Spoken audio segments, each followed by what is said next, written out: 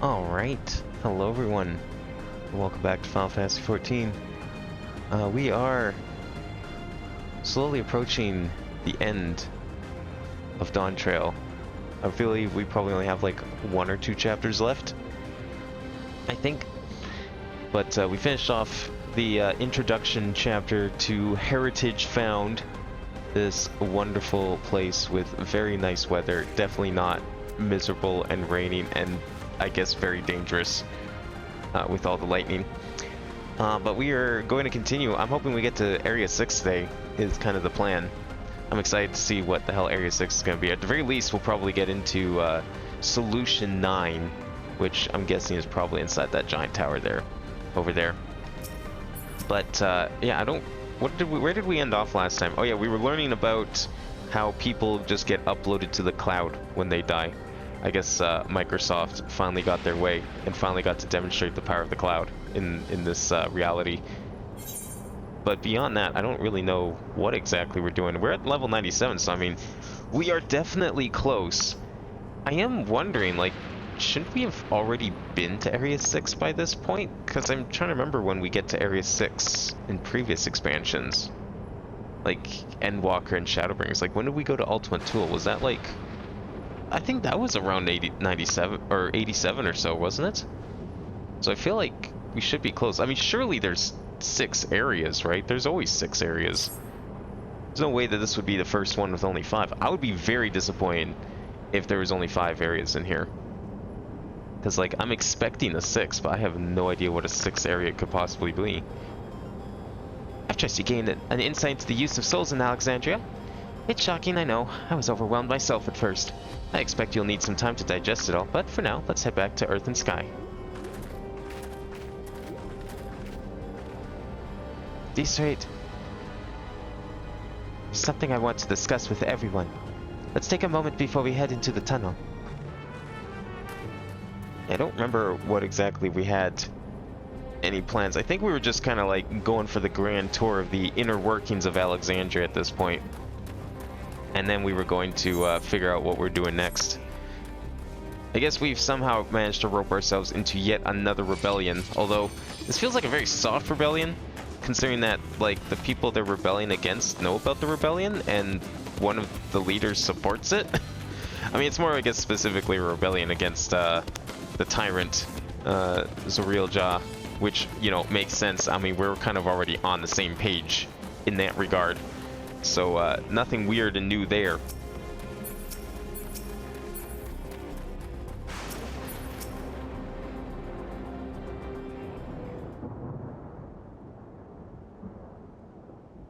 I'm sorry for delaying us, but I have some thoughts I need to share. In both technology and values, it's plain there's a wide gulf between Turioral and Alexandria. And while Zoralja knows everything about us, we know hardly anything about where he's become. Indeed, we haven't even seen what lies within that enormous tower, Everkeep. Maybe Everkeep is the final area. That could be it too.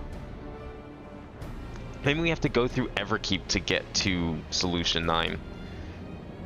So here, I'd like to make a proposal. Or maybe Everkeep is just the next dungeon. That is, we work with Karika and her people. We need to learn as much as we can about the enemy. The quickest way would be to join hands with Oblivion. We've only just met them, I know, and we shouldn't be too quick to trust, but the fact remains that they share a desire to stop Zoralja. XIV, too, claims to be at odds with the King of Resolve. May I ask why you would cooperate with Oblivion instead?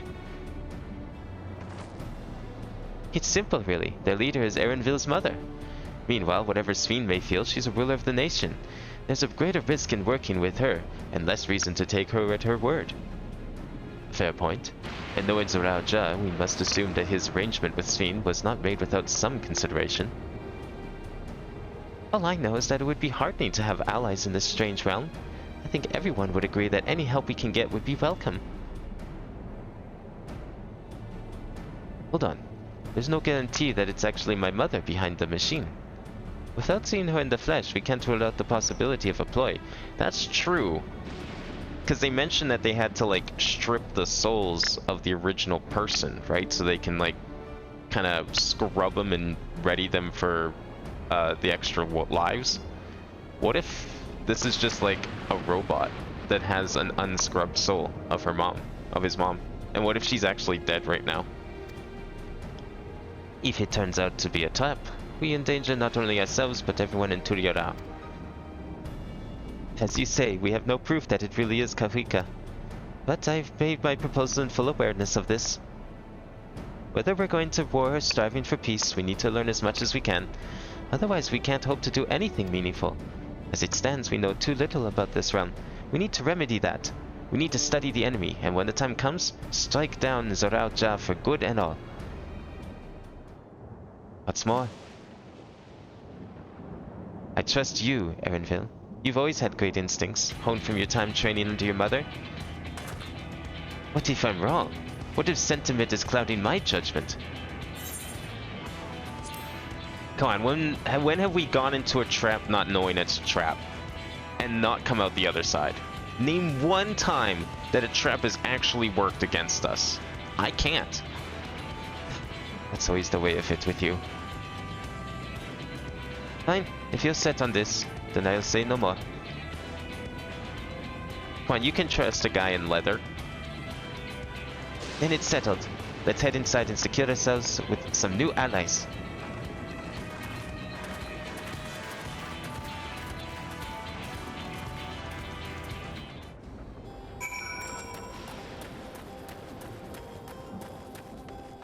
I wonder if, like, in the future there might be a point where maybe the power of the echo kind of wanes and they have to think of a new reason for you to constantly revive.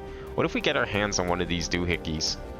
We just, like, just connect ourselves to the cloud for the rest of eternity. And then that's how we just always revive in the futures. We just happen to have one of the discs.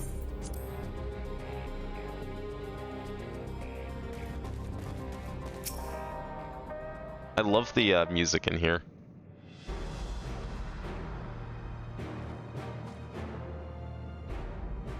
Kafrika, there's something we need to tell you and your people. We came here for no other reason than to strike down Zorao Ja.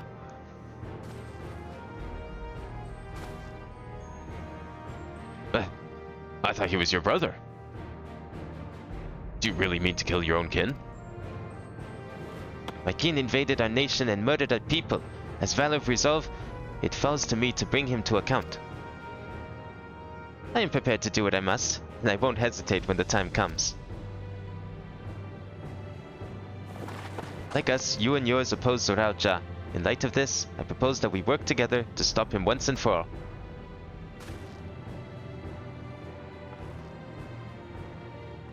I realize that this is sudden, that it's a gamble to trust someone you've only just met. But I would trust in the conviction of anyone who shares in my goal, so fight with me. I beg you.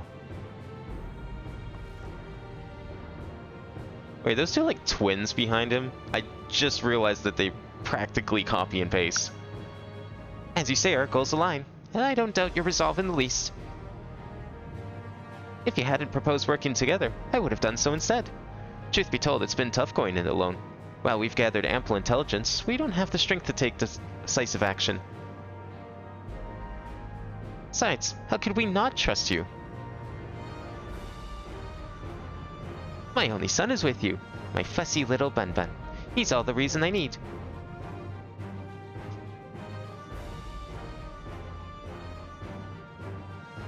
And it's decided. Here's to a fruitful collaboration. Like, what makes me suspicious about this whole thing is that she doesn't sound old. I'm just, like, trying to imagine. Now, maybe I'm overthinking this. But, like, think about how old Erenville probably is. When he probably left. And how it's been at least 30 years in here. She's gonna need a really good explanation as for why she didn't age 30 years. Since he last saw her. Because she would have been like let's say, okay, let's play it really conservative here, or really generous actually, and she was like a mother at like the age of 20 or 21. She would still be at least 50. No, not even more than that. She should be at least 60 to 70 by that point, because if he's like a full-grown adult, plus the 30 years that of the time jump in here, easily 60 or 70. She does not sound 60 to 70 years old. So something is something very screwy is going on here. Either she's dead and this whole thing is a lie, or she somehow managed to avoid the bubble and only came here after the bubble was established and the time jump occurred. Thank you, Kurika. Everyone, together we will achieve great things. I'm sure of it. And let's not waste any more time. We've been wondering about Zorauja's whereabouts. Is there a place inside that tower? After a fashion, the king resides on the uppermost level. But while Queen's Fiend has a penchant for going out in public, he seldom shows himself. What's more, his movements are highly classified. Not even his commanders are privy to that information. If anyone knows where he is at any given time, it can only be the Queen.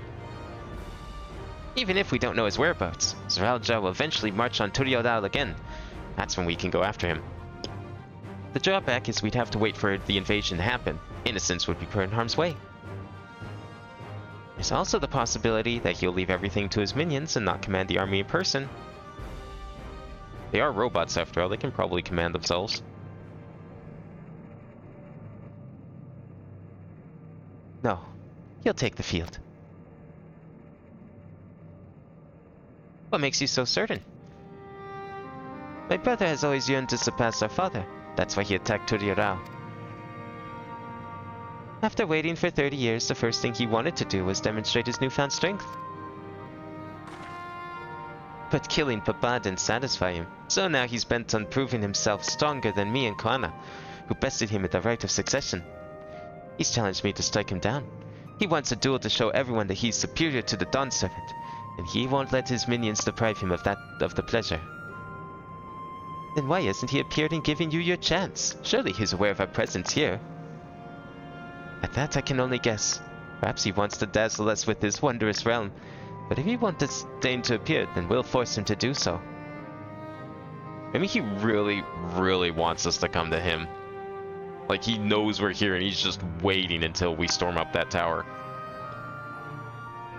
And as we gather intelligence, we make no move to attack him. Show absolutely no interest in a confrontation.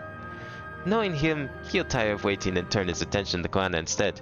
He'll attack Turioral again, like he said he would. I see. If you believe this is the best approach, then we have no objections. Any campaign against Turioral requires that Zorauja lead his forces through Vanguard. We'll have lookouts keep an eye on it day and night. Such a strategy is certainly viable if we are proceeding with it, though we should warn those outside. Indeed, they'll need time to prepare their defenses. I should be glad to coordinate our efforts. I'm already in regular contact with the Stola. We'll make sure to keep our comrades appraised of developments. You can leave Vanguard to us. We'll send word to the first sign of movement. It seems we have a plan. While we wait for Zorauja to move, you do well to prepare for battle, and it begins with familiarizing yourself with the technology that empowers him. To that end, I'll show you to Oblivion's main headquarters. Oh, I thought this place was it. You'll be impressed to know that we're located right inside that tower, in the residential district of Solution 9.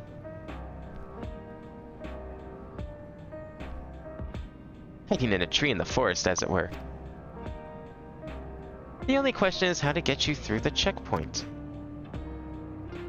Ah, about that, Sween said that she'd make it so we could enter without issue. She did. Curious. She's not supposed to have such authority over the sentries. If I recall correctly, her words were that she would register us as guests. I see. Perhaps we're in the clear then. When you're ready, come and meet me at the tower entrance. It's not going to be suspicious that we're all going in at the same time? Before you head out, give us a moment to introduce ourselves properly, eh? After all, names are good to know when working together.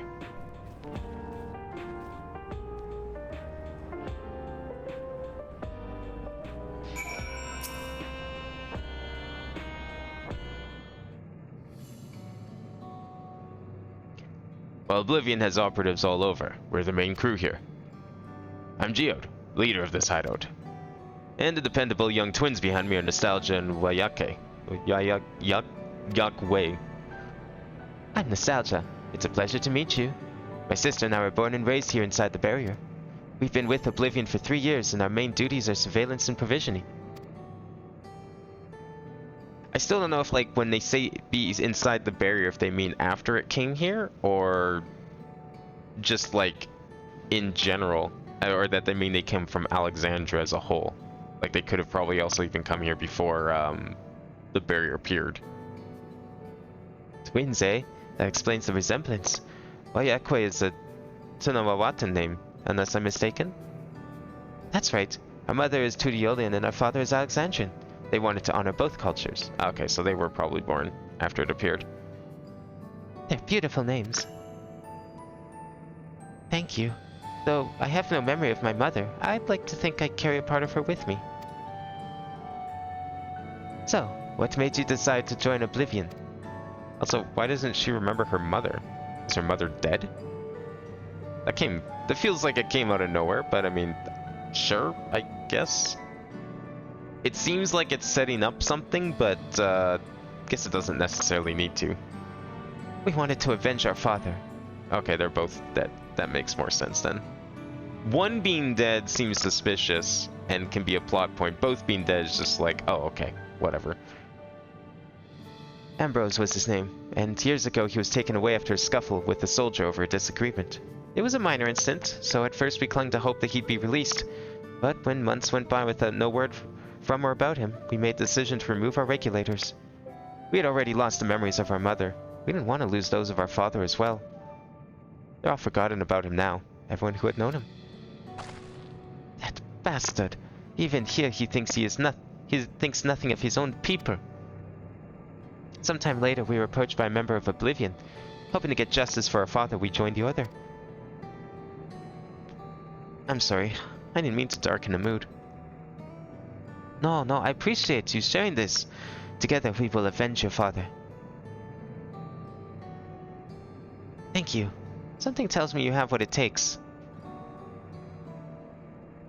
Introduce yourself too. Go on. It's pretty much the same story for me. And while my name is Tona Walton, my name, I haven't the faintest how things are outside the barrier. It's my dream to go and see it with my own eyes. Our mother's homeland. Once peace is restored, you must come and visit. The wilds are beautiful, the food delicious, and everyone's so nice. You'll love it. And that's us here. You'll meet others in the back room. That's our headquarters. Some of them are a little eccentric, but they have good hearts, all. And then there's Shipya. One last thing. This isn't exactly my place to say this, but thank you for seeking out Kafrika. She talks about you so much, it's clear how important you are to her.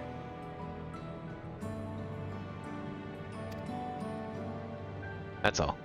Be good to your mother while you still can, eh? Maybe she's in the back room then. That would actually make the most sense. Well, we'll let you go for now. Feel free to use this hideout as you like.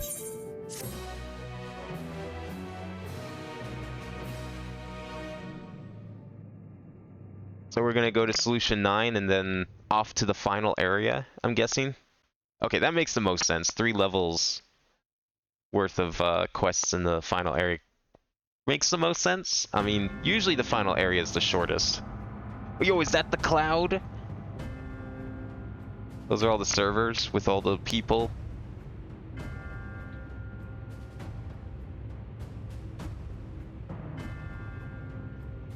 You've been consulting with Wook Lamont. Uh-oh. The wife's getting punished. No matter. I do not know what you're scheming. But when your realm lay on the brink, you were powerless. You had no choice but to turn to me. Oh, she was probably the voice on the other side of the door. You may feel for her. It is my power you require, is it not? Perhaps. And yet, knowing the love that Wuglamart bears for her people, how she regards them all as kin, I cannot help but wish to spare her the same pain I have suffered. What's more, her friends possess new knowledge. Were we to work together, we might find another path. I don't think he wants another path. This is all about revenge for him. I know you're loath to consider it, but is there no hope for peace with Tuliolo? What we've already done may be unforgivable, but it needn't continue. You needn't kill your brother and sister. I slew my only flesh and blood. Yet you attempt to sway me with an appeal to family. The memory of my father's final moments still fills me with disappointment. Age came for him before I did. For long years, I sought to prove the miracle. And weak as he was, defeating him achieved nothing. To kill them is my only recourse. Wuklamat and Kona, who bested him as he was in his prime. They are still your siblings, even if not by blood. That such bonds should mean so little to you. I am bound to no one. Serve none save myself. I made that clear when first you spoke to me in the Golden City. Remember, I can easily kill your beloved family. If you would protect them, cast aside any foolish notions. Your wisdom and abilities are valuable insofar as our goals align. So think well before you act, Queen of Reason.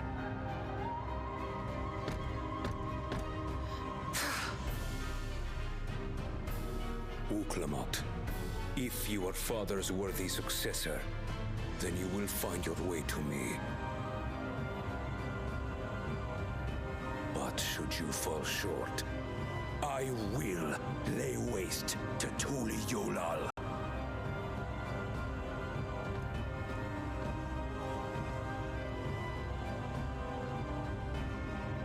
What now?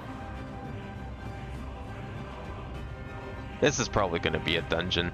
So Everkeep Dungeon, Solution 9 City, and then something Area 6? I don't know what it could be. Right. Kavika is waiting. Let's head to the tower. Well, I guess we're about to do the dungeon at the very least. Or maybe it's not even a dungeon? I don't know, it could be. Quest is literally called Solution 9. Oh yeah, I did get, actually I got 2 new mounts. Let's try at least one of them. So I got the Twitch reward mount, and I also got my pre-order mount finally. So why don't we give that one a try? See if there's any music for it. Where is this gonna be? This one. Seeking to develop an advanced transforming airship, the engineers of Garland Ironworks turned to the expertise of a former Illuminati scientist, as well as a machina that can convert between bipedal and assault craft forms in the blink of an eye. So this is the new one, right? Yeah. This is a boss that was in FF9. Pretty cool boss, actually. It was also a boss in this game, actually. I believe in one of the Alexander raids, it was a boss. It's where the limit cut meme comes from. Does it have music? Let's find out. Oh, it does. Has the FF9 battle music. Fortunately, we can't see it fly. That's very unfortunate. But well, actually, I could see it. We could see it fly if we teleported, but that would kind of defeat the purpose of heading over here with this thing. I'm sure we'll get to see it fly eventually. But even, yeah, it's just like in the game it came from, it actually does transform there as well. It's like a two-phase fight. I think it was in a dungeon. Was it in that dungeon? I might be misremembering, but there was a dungeon in FF9 where magic was like completely blocked, and the whole gimmick was that you could only use physical. So I think this was the boss of that area.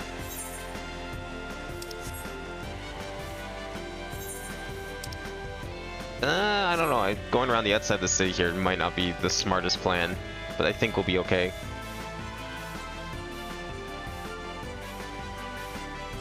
So yeah, this like pretty much confirms that they were using FF9 sound font for a couple of the songs. I think it Spheen's theme? It might have been Spheen's theme actually. I'm assuming that's probably what that was. I don't think that was just some like random cutscene music. What is going on over here? Oh, someone's just having some fun beating up robots. Just your typical Wednesday. Alright, here we go. I'm guessing this is probably a dungeon. I mean, there's a couple people here, but I don't see anyone queuing, so maybe not.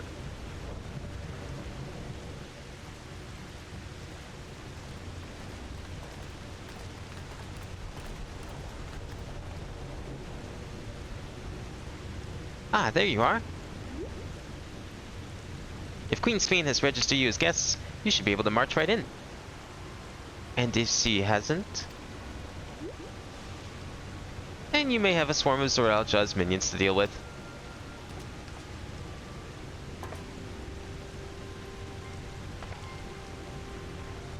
Nothing for it but to see if Sphene has betrayed us, eh?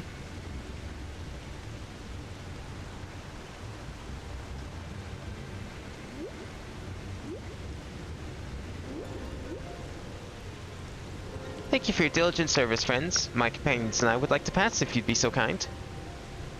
Outrunner guide unit identified. Registration number verified. 6 accompanying civilians identified. Verifying credentials.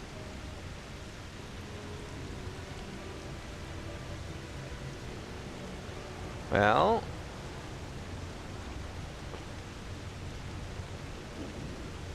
Credentials verified. Welcome, guests of Queen Sphene.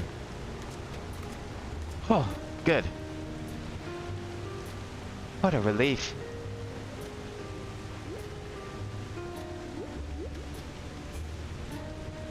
There you have it. Seems the Queen was true to her word. Follow me, everyone. Solution 9 awaits. Now, why are we calling this place Solution 9? Maybe it's, the 9th attempt at protecting from the calamity of their shard? I mean, originally all this is just a reference to one of Zidane's trance moves. That's literally it. Nothing else for it.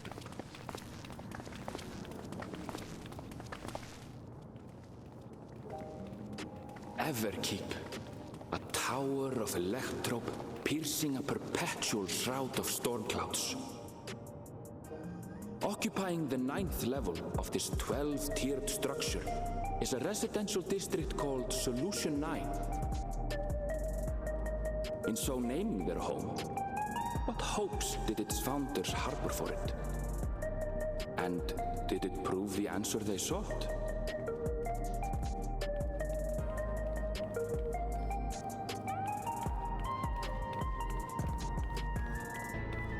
I see someone was playing a lot of Sound Voltex when they designed this place. That's about pretty much all I can say of it.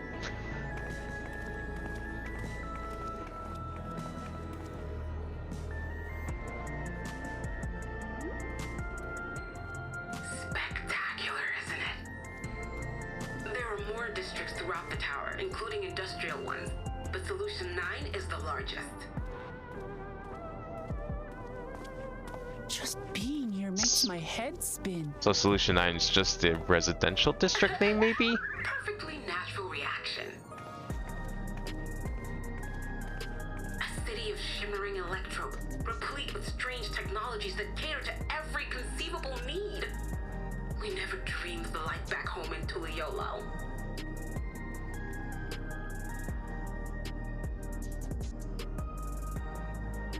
Now, will I go and explain the situation to those in the back room?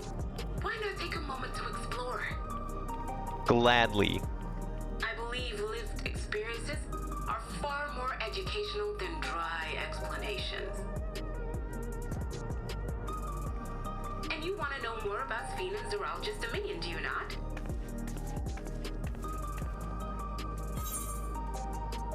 Had me at explore.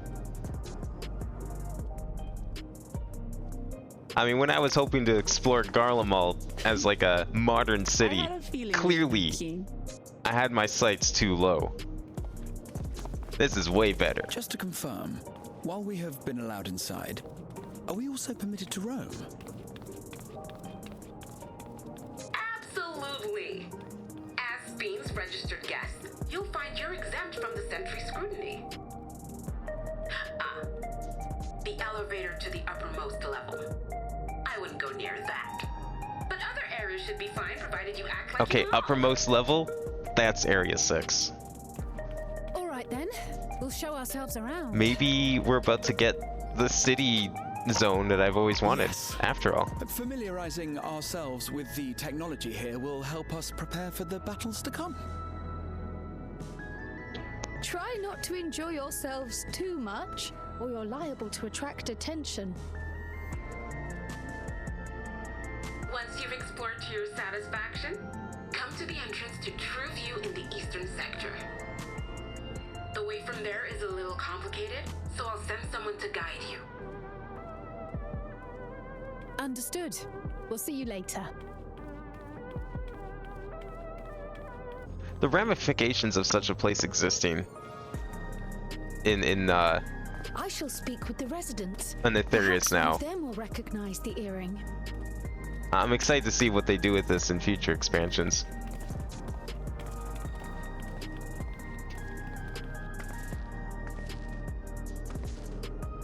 What's with this place? How can this all be the inside of a tower?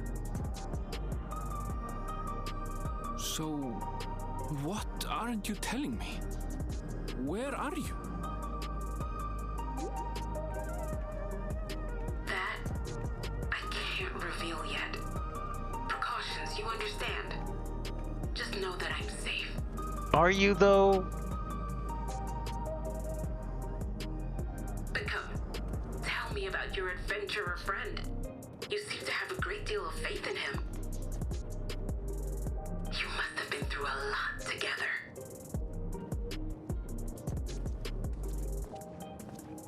You might say that. For instance, we found the entrance to the Golden City. Oh yeah, is she aware that this is the Golden City? Wait, what? You did? Eleanor, why didn't you mention this sooner?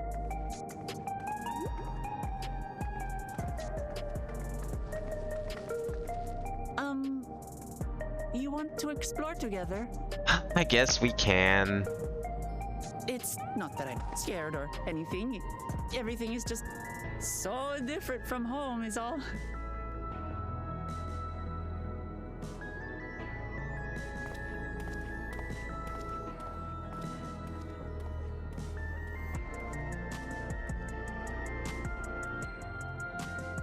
Alright, where are we going?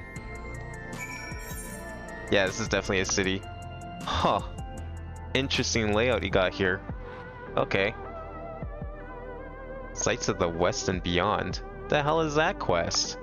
The one in... Okay, two quests that are here. What's this one?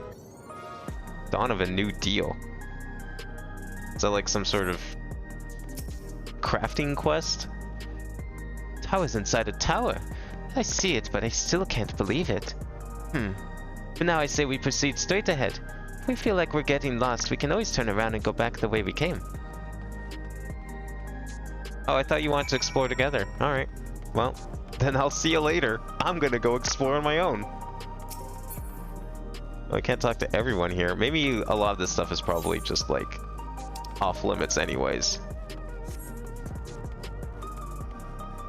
I like this song. Not usually one for, lo-fi beats to study to, but this one's not too bad. Definitely not Esther from FF8. there's still hope that we could get an Esther City.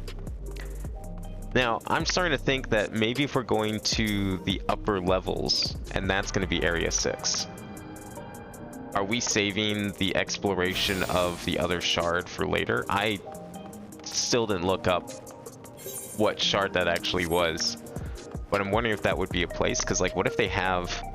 Well, okay, so that's what I'm wondering. Is that shard that they came from just now completely abandoned? Because it sounded like they always had to live in this bubble, and this bubble is like basically everyone's entire existence for the last like 1,000 years or so, or whenever the Asians came by to fuck everything up. Apparently they have a lot of artificial weather in here. Guess that's probably a good thing. Similar to Labyrinthios. Fair skies. I wonder if it can rain in here. It's big enough, that's for sure.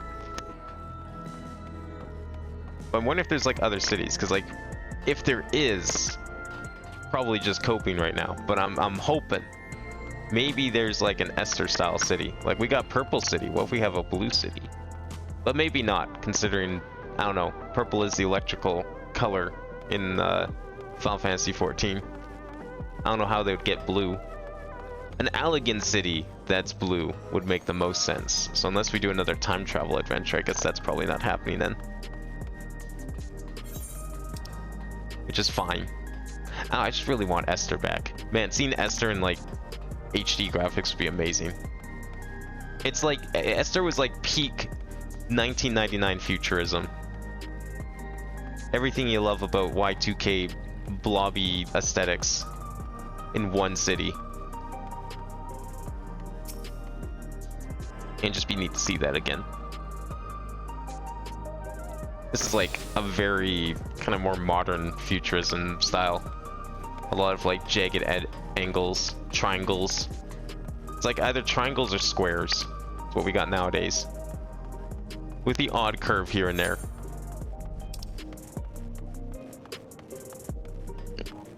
Mosaic. Nexus Arcade. And then that's the actual Aetheryte. I took a very, very long way around this. This is like a fully functioning city in here. Probably one of the largest on the planet now. Thanks to their little invasion. I'm sure that's not a very nice word to use for it. But what else do you really call it? They came here unannounced. Nobody wanted them here. Nobody asked for them to be here. I mean, I guess saying nobody wanted here is the wrong way to go about it, but it's not like anyone asked them to come from whatever reflection they were from. It's all different shops. That's where you do all your shopping. What is this one? Ordina. Okay. Must be disable the hand or land of level 9 or above. Okay. Well, that's not the crafting role quests. What would that be? Oh, that's the collectibles, right? Because it's a city too, so of course it's collectibles. That would make sense. Yo, do we get one of these as a mount? Please tell me we get one of those as a mount. That would be amazing. I should probably go grab the Nexus Arcade. Well, I guess we'll get to see all this very soon anyways. But let me at least grab this one. And then we'll go head to the Aetheryte.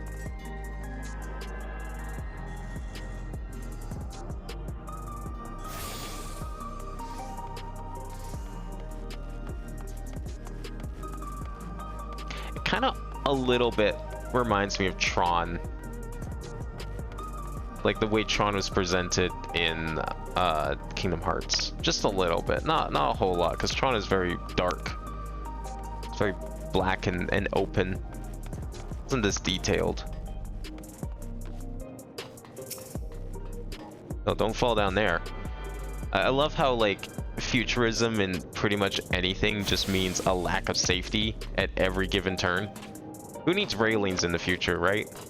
I guess who needs railings in this world where if you just fall off a cliff and break every bone in your body, you just die and respawn? Well, actually, wait, no, that won't help. Your body's still gonna be broken. It's not gonna mend you, although maybe other medicine science would do that. crossroads already. This place is too much. I have no idea where I should go. Right. I've made up my mind. Let's head to that building over there. Yeah, the way I just came from, right? Yeah. I figured.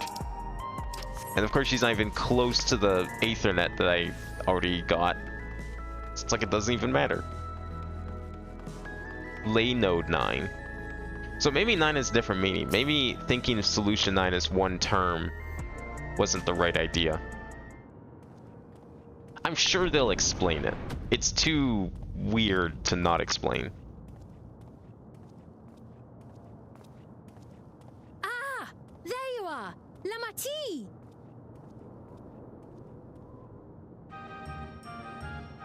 And then back to the FF9 Same. sounds. I was worried you might have had trouble at the checkpoint, but I see everything went according to plan. Well, that's thanks to you.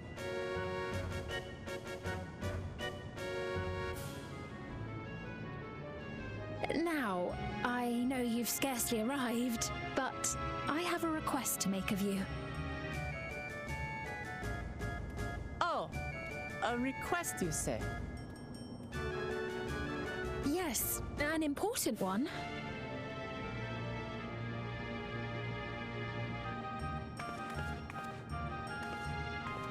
What could you possibly want us to do? If it was to go up through the elevator, I think we were planning to do that anyway.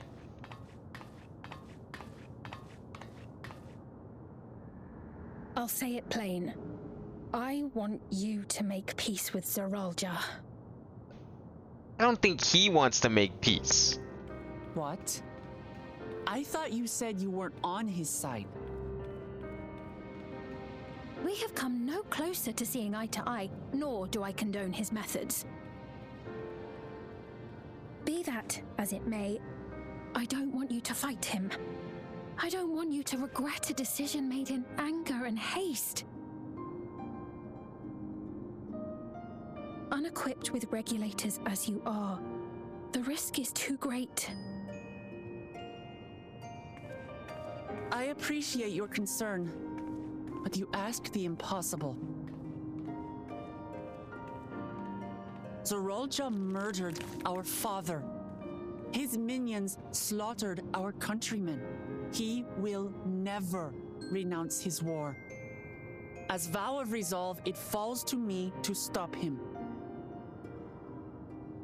I know you love your people too, and so you must understand how I feel. Why I cannot, will not back down. Wouldn't resorting to violence be just as bad as him? And I get I do understand. how tropey All that too sounds, well. but I think in this case it's definitely Let me applicable. say only this then. Zoralja will use any means to win. If you would protect your people, return to them at once and prepare. Prepare as best you can. It may ring hollow coming from the queen of an enemy nation. But unlike me, you still have the power to determine your own fate.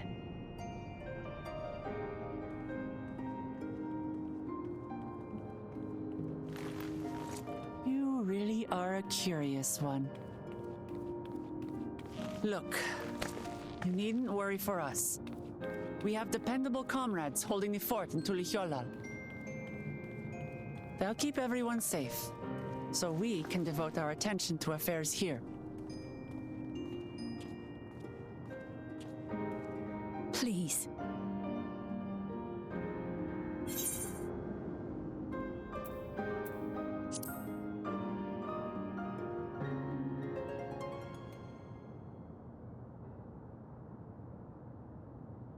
So you have comrades on whom you can rely. I envy you. You know, we'd like to learn more about you. About me? To be frank, we're still not sure whether or not you're trustworthy. So, if you have a moment, would you show us around the district? That way, we can get to know you better. You're asking me, the Queen, to show you around? It's either that or we kill your king. Oh, but I jest. Take your pick. I'm flattered that you've taken an interest in me. Very well. I shall be your guide.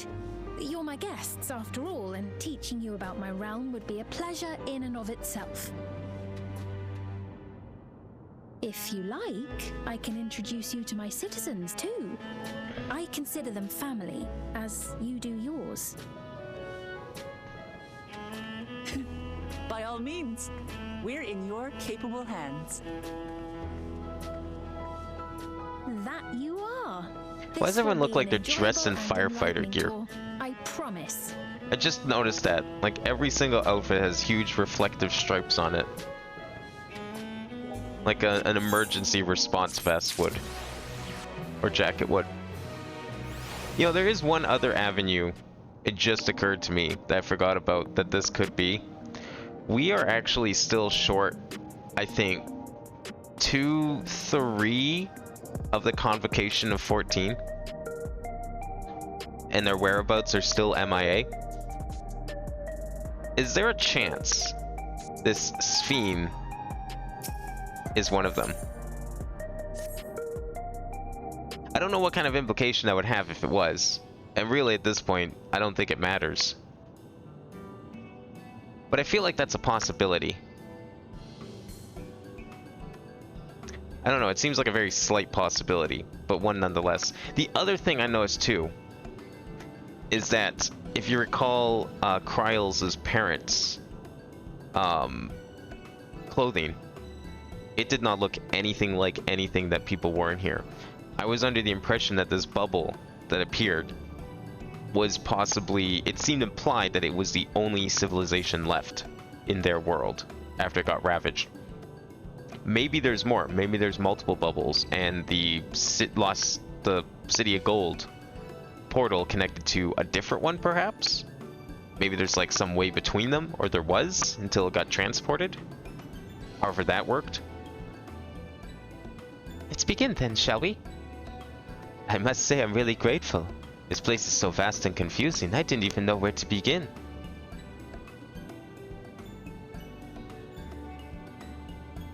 While the district may seem daunting in size and structure, all the key facilities are situated near ley nodes, what you call aetherytes. Remember this and you won't lose your way.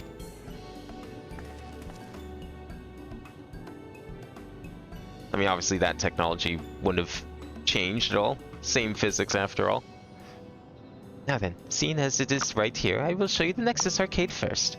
Please follow me.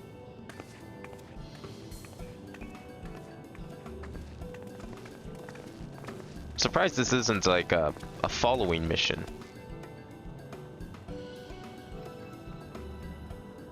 I'm actually more surprised it's just a cutscene.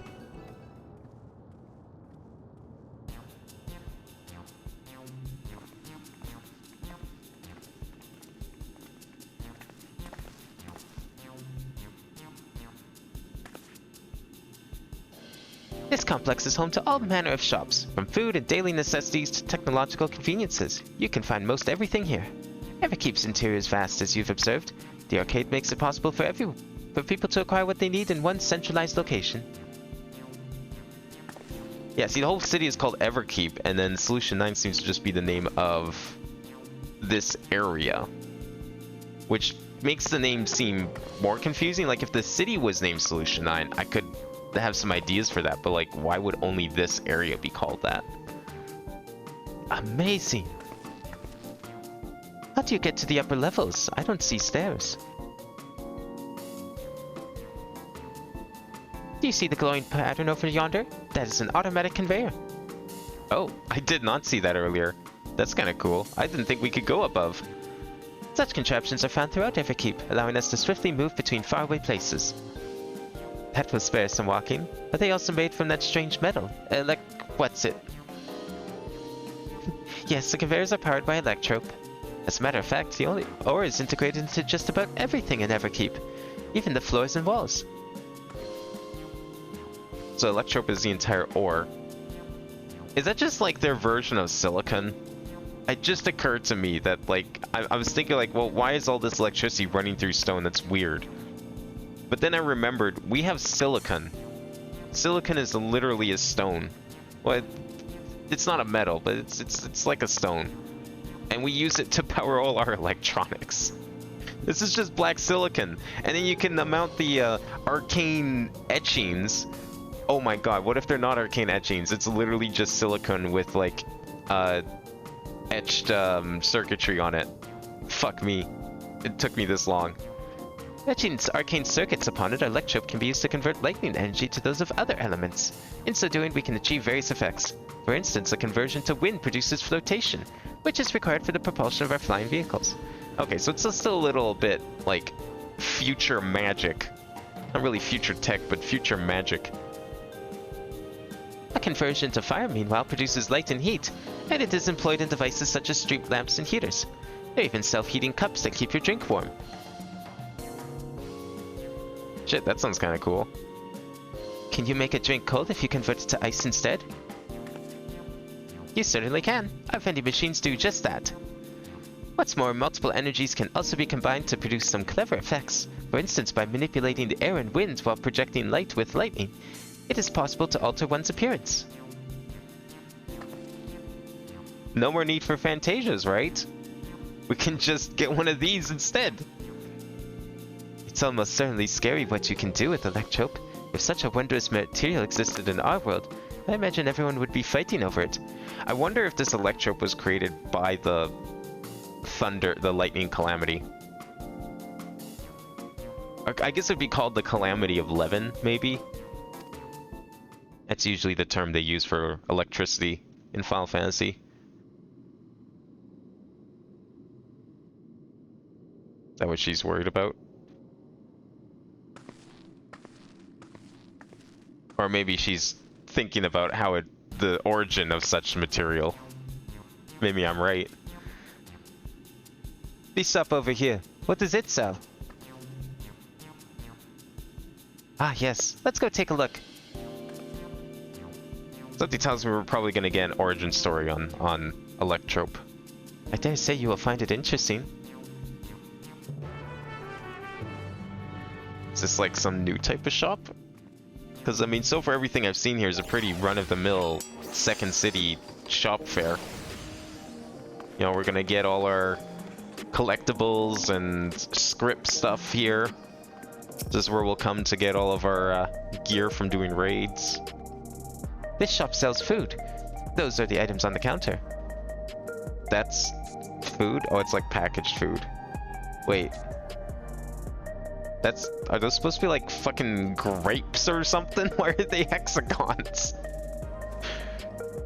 Man, Charlian didn't know what they had with them. You know, they're fucking triangle grapes. Forget triangles, we got hexagon grapes this time. It's food. I can't imagine what it tastes like. I thought you might be surprised.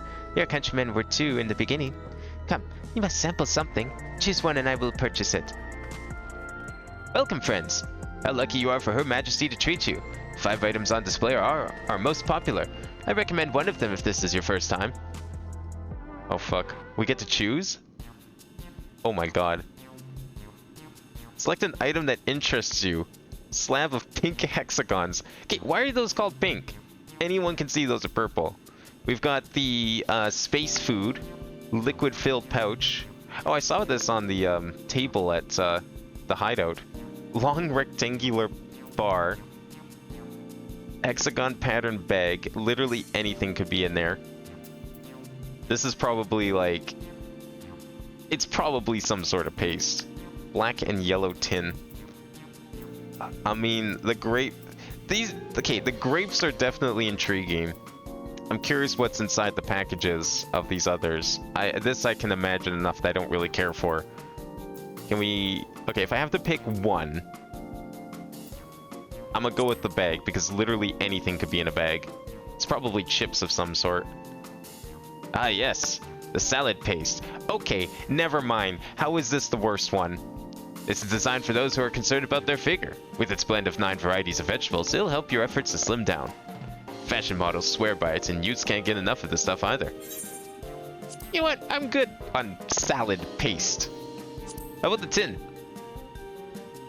This here is cultivated steak. It's not quite the same as the real thing they produce in the outskirts, but it's a slight more affordable. What kind of world are we in where slab meat has become cheaper than the real thing? It's probably a good world. I'm sure we'll get there eventually. This particular product is known as Gold Label. It's a delicious hybrid of beef and chicken grown at the plant in the 4th level. A hybrid of beef and chicken. You know, that's not really a combination I think of when I think about meat. Okay. What's in the bar? Keen on the perfect meal bar, are you? It's all the nutrients your body needs packed into a single foodstuff. Flavor is formulated to never taste dull, and one bar will satisfy you for a whole day. Many folks prefer this to taking multiple meals. Well, it certainly sounds efficient.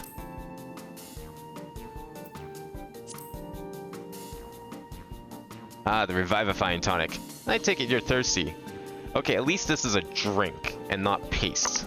Why is the bag filled with paste? Okay, well the opposite makes no sense either, but why is the bag filled with paste?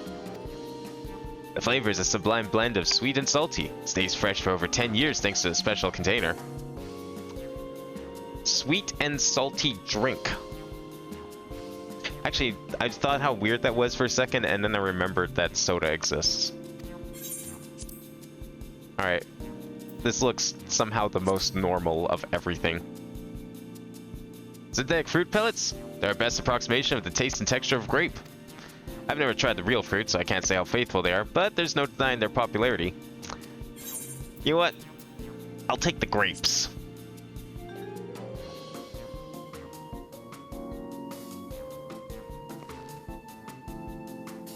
The meat sounds interesting. It's probably the most normal of the food, but sure, let's go with something a little more exotic. Well, they're all very tempting. I'm going to have the steak. I'm absolutely starving. Thank you for your custom. This being Her Majesty's treat, it's bound to taste all the better.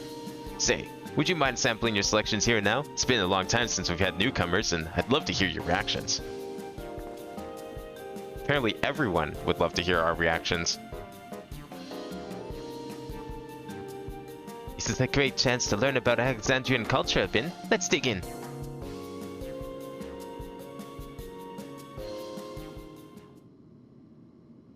Alright, here I go.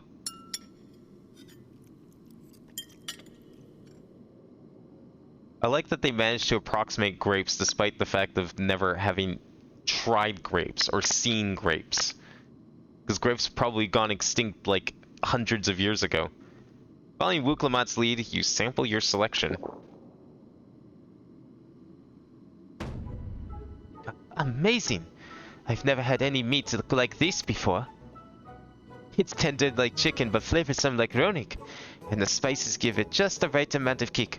I could eat this every day.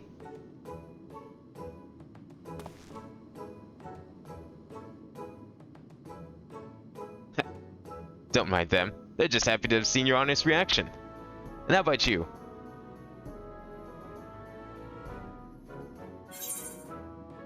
It's, I mean... okay, weird reaction considering I don't have any context for what I just did. Yeah, sure. It's pretty good. Fake grapes from people who've never had grapes. Certainly a more appetizing shape. Probably a little safer to handle. Not as pointy. It's always such a pleasure. My thanks for humoring me. This does take me back. Though it was chaotic when the people of Turioral first arrived, we endeavored to learn about one another and embraced our differences. Ah, right. What about you, Sven? Aren't you having something to eat too? Oh, don't tell me you don't need to eat. I appreciate the thought, but I'm fine for now, thank you. Alright. But what's your favorite food, if you don't mind me asking? My favorite food?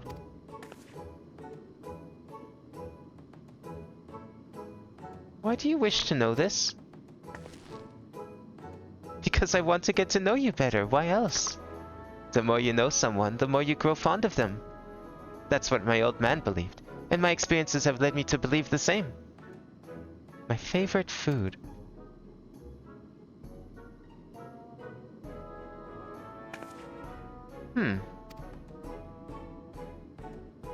This is a very foreign concept to her. No one's ever asked her.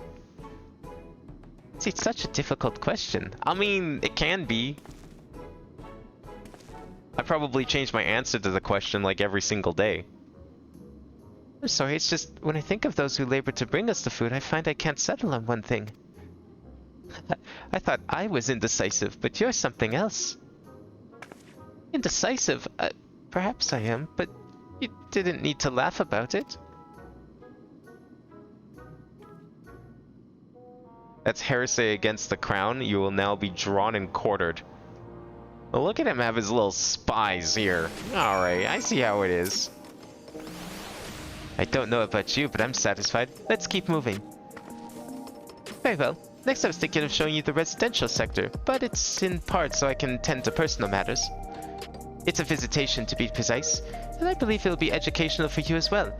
Would the two of you mind accompanying me? Not at all. Wonderful. Let me know when you have seen enough here and we'll make our way. Can we, like, buy stuff from this guy? Oh no, okay. It's not actually a shop. Ready? Then let's head to the residential sector. It lies to the southwest. As we walk, I'll be glad to tell you about any places of interest we come upon. Oh, now it's a following thing. Okay. Where are we going? South, right? Is there... Okay. It's nothing optional yet. Can we have that car as a mount? That's a way cooler car than the one I got. That looks like a vehicle from FF8. A little bit anyways.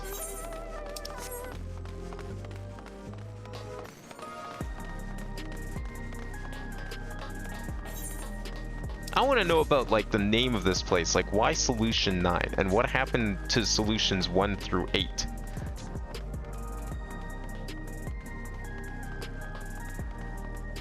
See, I feel like there'd be a good chance here that my theory about her being an Ascian actually would be true. And that would be why there's solutions. Solutions to the problems that she caused. Well, maybe she didn't cause them. She probably had a hand in them. This is Mosaic, a cafe. Here you can buy drinks to enjoy while you relax. I see. In Turiodao, there's a similar establishment called Splay of Te. That's seashell in the local tongue. Is there a story behind the name Mosaic? There is. In our continent, the races are named for stones. There's the Hune, resembles some Tonawalta, the tall and graceful Eldite, and the diminutive and affable Malala. When they all gather here, they appear as a mosaic of colors. Thus did the founder choose the name to the cafe. That's nice. If they served tacos here, it'd be perfect. Tacos? A traditional Turali dish, and one of my favorite foods. You must try it someday. Oh, yes, definitely. We'll make it happen once we've restored peace to Turiada. Right, let's continue on. Also, if she's an Ascian, it would explain why she doesn't age. Because that's also kind of weird. 30 years in here. She doesn't look like she should have been leader for those 30 years, and yet it seems like Zaru's known her since discovering the portal. That's definitely important information.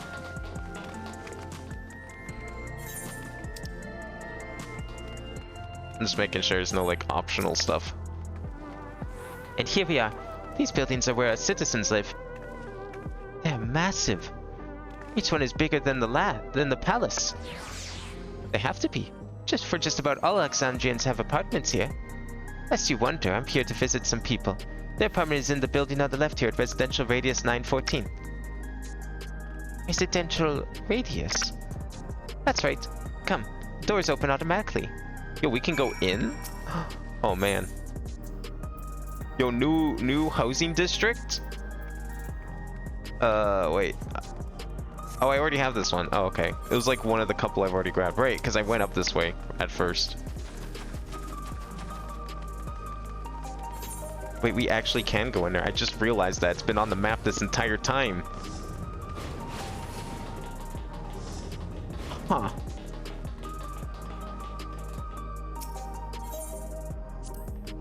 This is the lobby, a common area for residents. I see. And what does that machine there do? Ah, the concierge. They look after the residents. If you require assistance or have questions, they would be glad to assist. Is that so? I have no shortage of questions, but I'll direct them at you for now. By all means, you may consider me your personal concierge. Hey, Sven. Can anyone live in this place? Naturally. In fact, many of your countrymen make their homes here. No matter your origin or race, occupation or regulator usage, all Alexandrian citizens are eligible for an apartment. This includes those who you met in the outskirts. You've taken care of everyone for 30 years. I'm truly grateful. Almost suspiciously well. It's gonna take me a lot to convince me to, you know, believe that she has good intentions here. Something is up with this. Like, this is not just out of nowhere that they jumped in here. This is the place. A mother and son live here.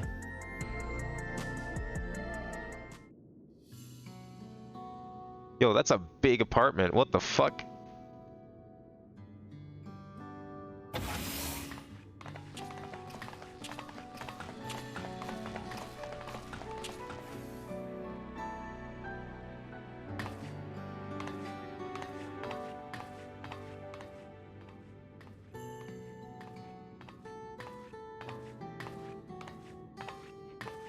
Hello, Isadora.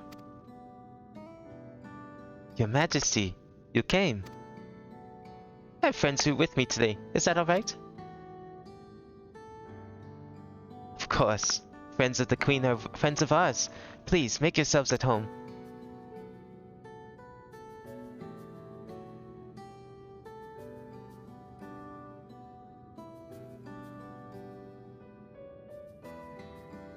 How has Milos been? There's been no change, but the symptoms are thankfully mild today. Well, don't tell me this guy's gonna die of, like, illness in this place. Hello, Milos. Have you missed me?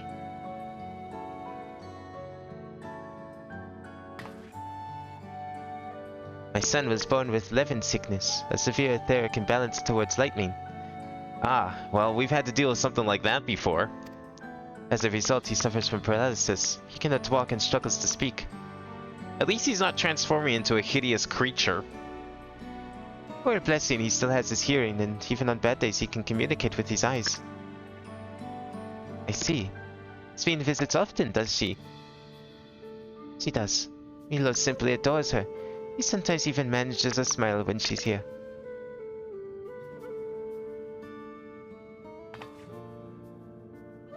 What of yourself, Isadora? How are you holding up? You needn't worry about me, Your Majesty. You always make time for us, and we have everything we need. I'm glad to hear that. But you mustn't strain yourself, you understood? There's nothing you can do for him. Perhaps a treatment with souls, or... Unfortunately, no. While souls can revive those who have met an accident, they cannot reverse the effects of old age and illness.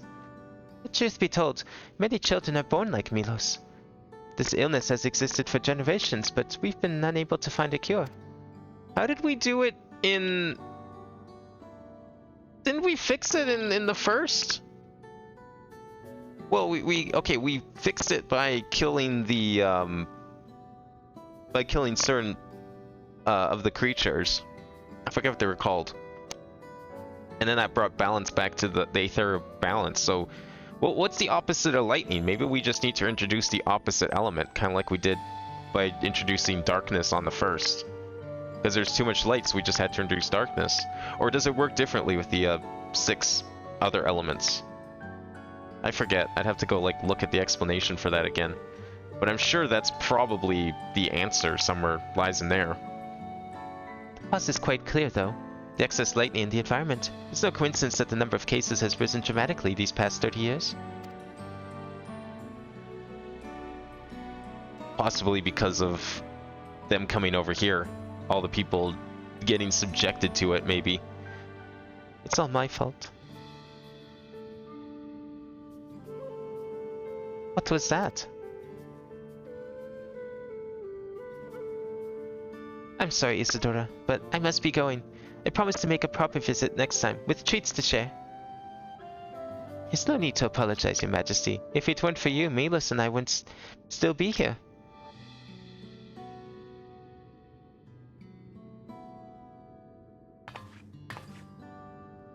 Thank you, Queen's Fiend.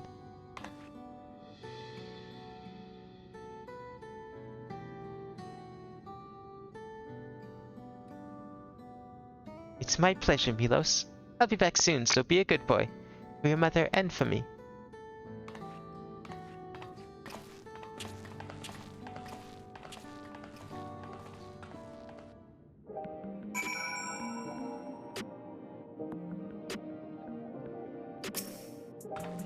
My thanks for accompanying me on the visit. Illness is a part of life in Alexandria, and I thought that you should know about it. We'll find a cure one day, mark my words. Make it so unfortunate children like Milos smile again. 98. Yeah, I'm getting really suspicious about the lack of a 6th area here. This is like really odd. Did we go to Radzahan before Ultima Thule? Yeah, we did.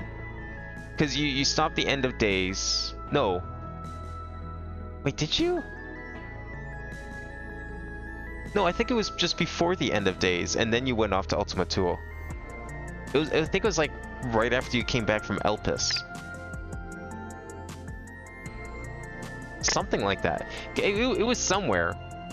It shouldn't have been this close, though, I don't think. I'm actually... Okay, let's see.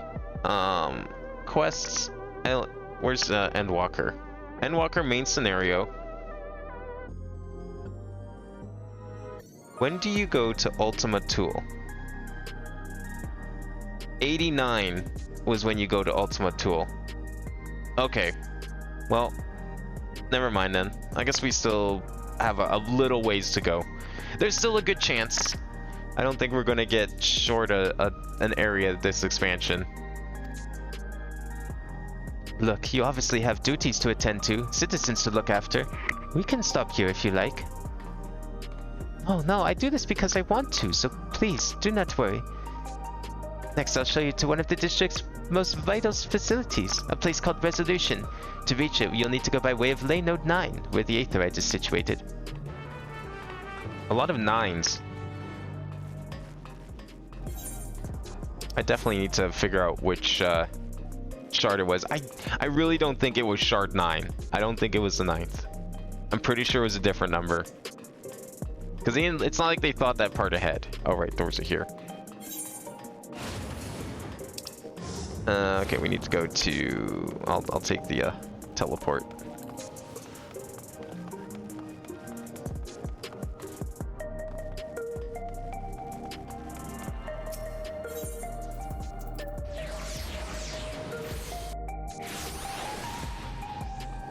There's a surprising lack of people here. Maybe there's just not a lot of people who've made it here yet.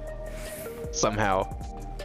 I mean, I guess everyone's just hanging out in the thing, but I would have thought this place was more busy. I remember Radzahan being pretty packed. Both Radzahan and Sharlayan were fairly packed. The conveyor ahead will transport you to the government sector where Resolution is located. The markings on the conveyor indicated its direction, and there's a pair just like it on the other side. Is it safe? Extremely. There's no need to be afraid. Who said I was afraid? Come on, Abin. What if it breaks? Has that ever happened? What if it just, like, breaks? Like, do you just get stuck? Do you fall? Do you rematerialize and fall, or do you just get stuck in the void? The actual void.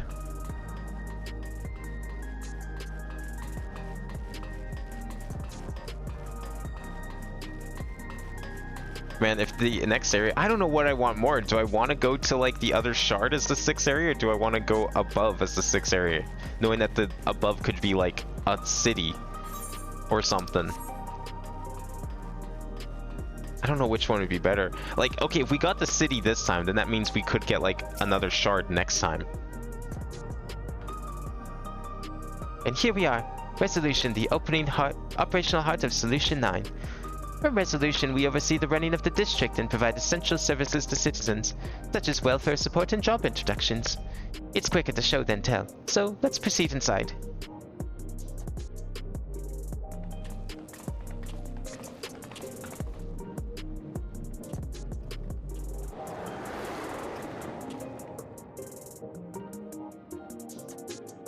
Also pay attention to how that's not any sort of like unique glyph to their shard, nor is it like modern Eorzean glyph. Everywhere you look. That is ancient glyph. That is unsundered text. You'll find the same in Elpis. An infusion station. It dispenses souls in exchange for credits. People buy souls. Through hard work, citizens can obtain the peace of mind provided by spare souls. It's the way of life for Alexandrians and has been for quite some time. A literal soul bank. Oh my god. I imagine it must be difficult for outsiders to comprehend. That's putting it lightly. To be honest, it sounds disturbing. It's fine. I mean, what else was gonna happen with those souls? Still, I won't dismiss it out of hand. Practices like these don't arise from nothing. There's a reason why your culture is the way it is, and I'd like to understand. Won't you tell us some of your realm's history? Yes, please. I'd love to learn more.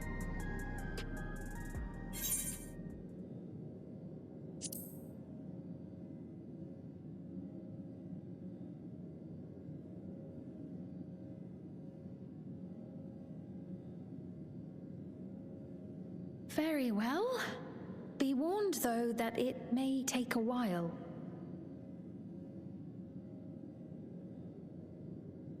In the distant past, over 1,000 years ago, it's said, lightning energy began to swell in our world. According to ancient records that date back around 8 centuries, the rainy season spanned a quarter of the year, during which time severe thunderstorms ravaged the land. 4 centuries later, this season had lengthened to nearly half the year. The trend continued, with our ancestors spending longer and longer languishing beneath storm clouds. Crops failed and livestock starved.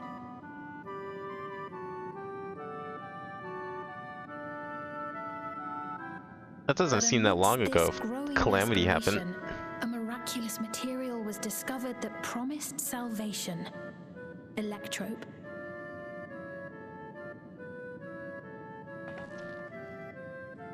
The stuff that's used everywhere here.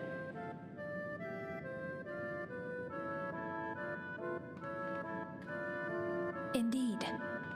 One day, when out inspecting a forest after lightning had caused a fire, a villager came upon a curious black ore none had seen before. Testing revealed that the ore possessed a singular property. It could store lightning and convert it to other energies. In that instant, the scourge of endless storms became a blessing. Dubbed Electrope, the ore found use in myriad inventions and dramatically improved people's lives. So much so, in fact, that all nations soon became dependent upon it, despite the difficulty of obtaining it in quantity. Supply was chronically scarce, and when nations couldn't meet their needs with their own deposits, some resorted to taking Electrope from others. Fighting was isolated and sporadic, until Electrope came to be used in warfare. First in the weaponry of invaders, then in the countermeasures of defenders, and then in every aspect of combat where an advantage might be had. This served only to exacerbate the ore shortage, leading to further escalation. Before long, the entire world was engulfed in a terrible war known as the Storm Surge. That's a sick name for a war. As the war came to a head, Alexandria's neighbor Lindblum committed its stores of Lindblum. Electrope to the production of a weapon of mass destruction. They deployed it on the front lines and triggered a calamity of frightful magnitude. Not even their own scientists had anticipated the force of the lightning that was unleashed. The energy inundated the And let me entire guess, continent. Lindblum was laying ran to by waste. Asians. That's probably what they were working towards. They nudged the So farmer to that's how your discover it. world came to be this way.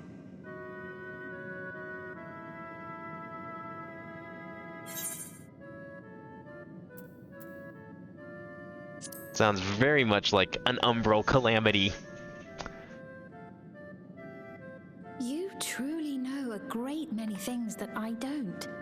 I should like to learn about you too sometime.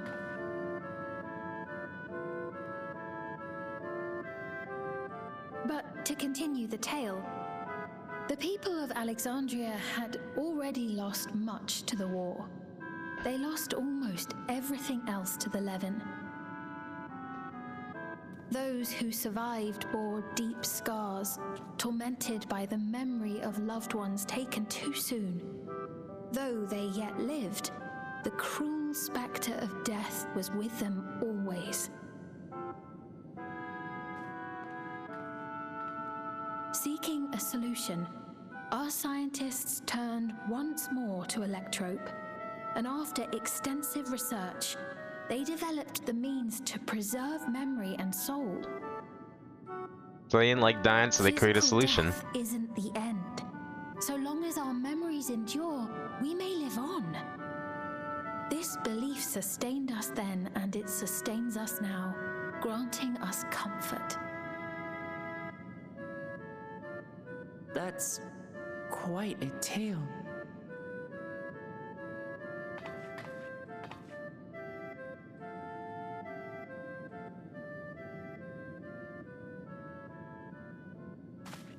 Your Majesty, help me. I beg you, help me. What's the matter? I've got no souls left. Not a single one. But the lot at Soul Supply refused to give me any. Please, you must do something. My apologies, Your Majesty. This man, he does no work. Instead, he drinks his days away on Trueview. He has only himself to blame if he has no credits for souls. That's not true. I'm a fighter at the Arcadian. Or rather, I was. I haven't been allowed to fight because of the King's decree. It isn't my choice.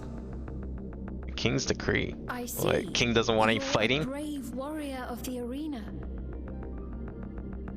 I want to help you, I sincerely do. But I cannot give you preferential treatment. Then open up the Arcadian again, so I can fight. I'm sorry, but that's not my decision to make. The king requires feral souls for war. He doesn't wish for them to be expended on amusements. You're useless. A queen in naught but name.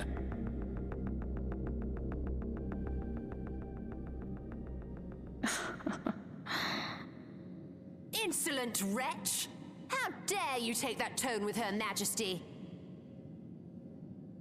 It's quite all right. Such things don't bother me, nor do I think ill of this man.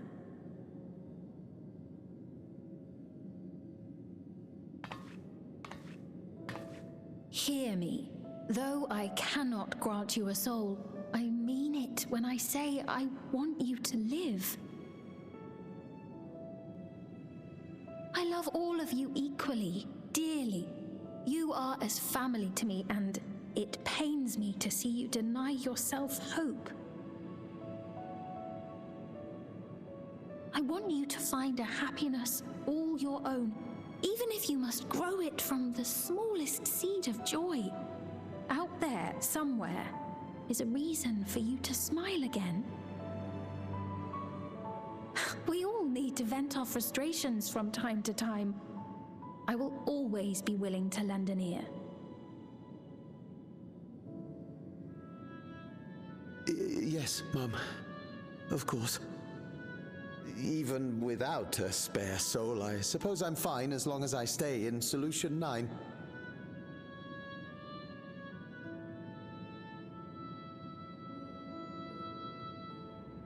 I apologize for my rudeness.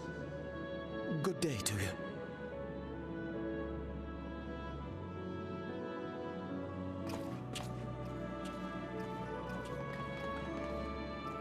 Keep your chin up, my friend.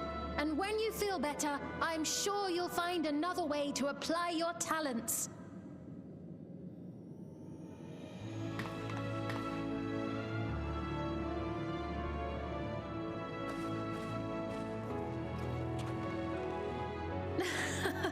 I'm sorry you had to see that. Let's keep moving, shall we?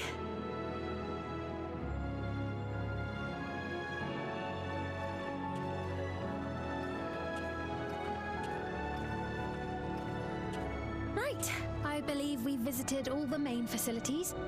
With that, I declare our tour concluded. That man from before, does that sort of thing happen often? Somewhat. It's unavoidable. Hardships are a fact of life. You wanted to speak to Life's manager. Our soul management system has sustained our Wanted realm more for souls. generations, but it isn't without flaws. For one, people have become accustomed to having spare souls. Without them, they feel vulnerable and anxious. Some claim it may also have contributed to a decline in births. Are they worried that the kids are gonna take all the souls and not gonna have any left for Just themselves? thinking out loud, but would it be possible to do away with the system? I don't think so. It sounds like their world's kind of fucked up by storms. No.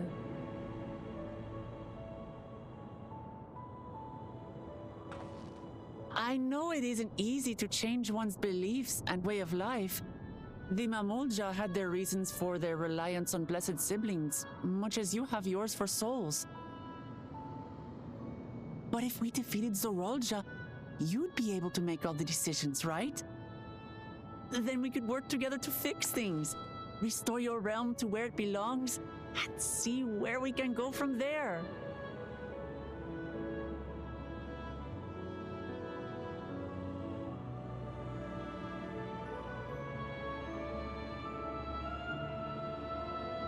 Listen to me. There's something that I need to tell you.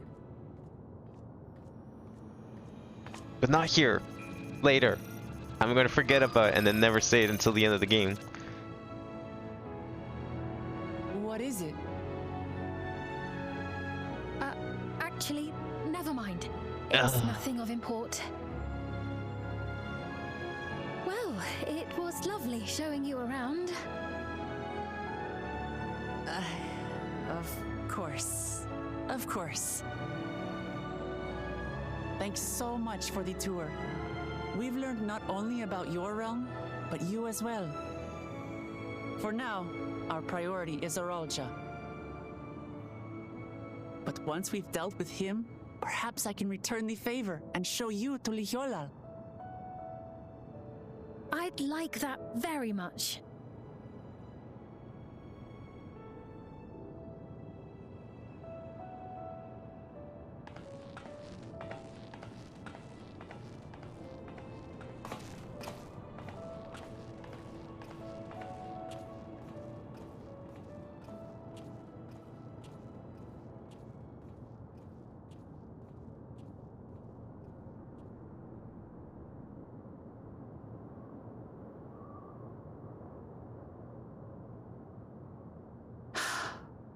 It seems I've no choice but to continue down this path.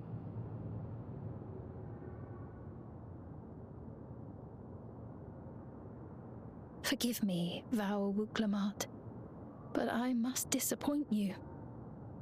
It's okay, we were waiting for betrayal anyways, it's fine.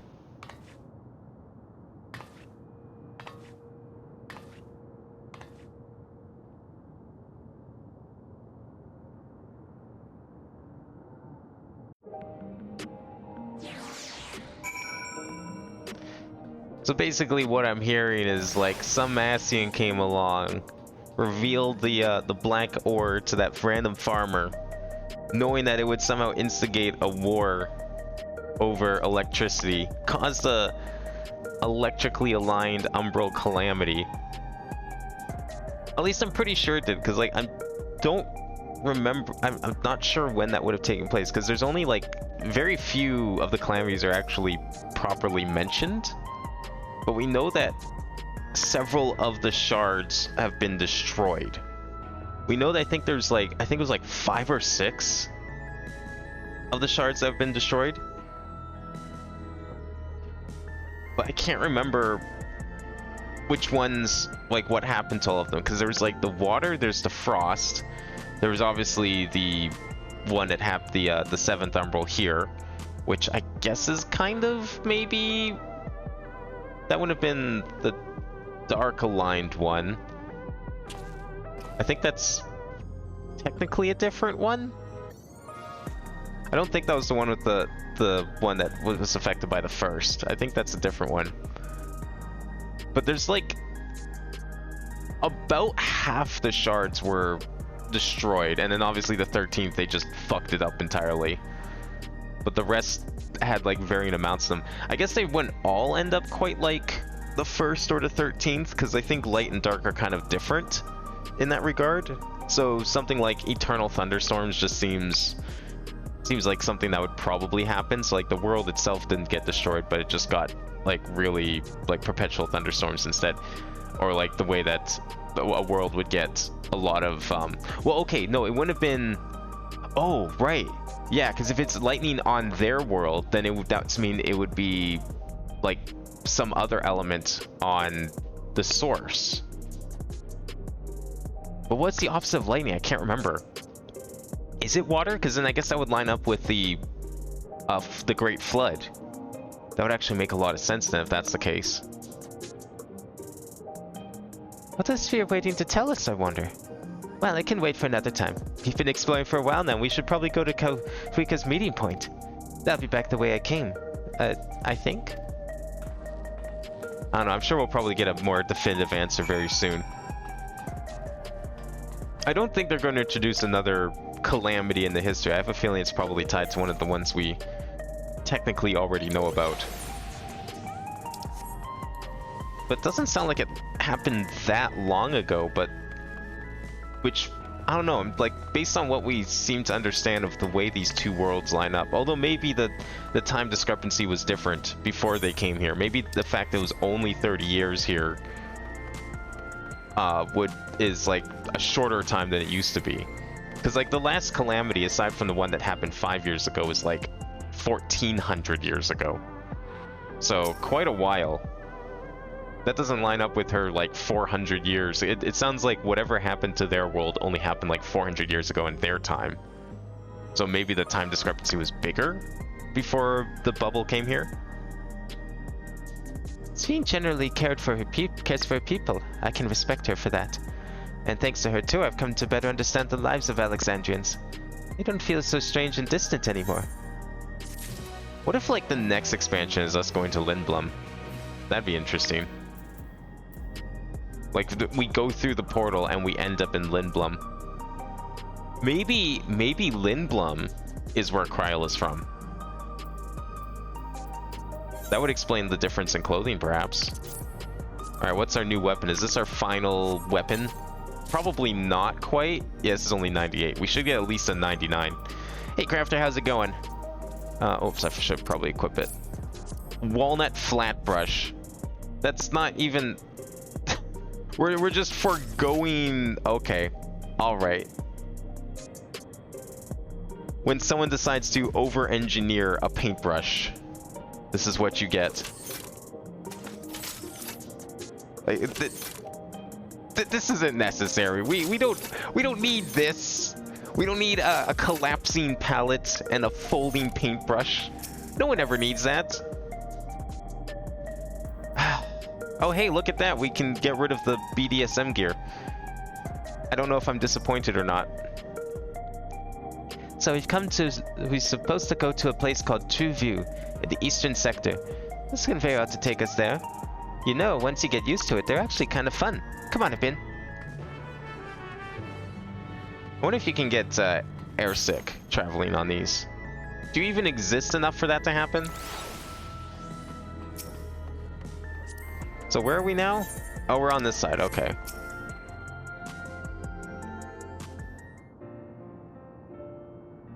Doing good? That's good. This is the right place, don't you think? We're about to go to the back rooms. Or one of them anyways, a singular back room. I don't see the others though. They're probably already inside. Well, rather than sitting and waiting, we might as well explore a bit more. Huh? Abin, look over there. That spy's not very good at spying. A Mamulja child? What are they doing here? Oh, don't tell me that's Zoruja's kid. Where the hell would that even have come from? No. I refuse to believe it.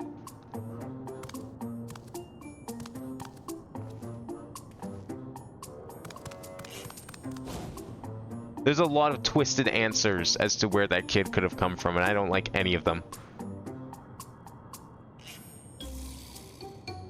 You noticed it too, right? The resemblance to Zoruja. Nope. Don't even want to think about it. The blue scales of a Bunewa with the features of a Hobiko. This can't be a coincidence. At any rate, it wouldn't do to leave such a small child on their own. Come on, let's go after them. So did he, like, steal souls and transform someone into the kid? Did he, like, go and get his kid from outside? Nah, it's probably... The thing is the kid looks too unique to be just a bunch of, like, random... Whatever they're called, souls. Souls from his species. He probably did it himself. And there's only one person he probably did it with. But there's no way that would work. Would it? Absolutely not.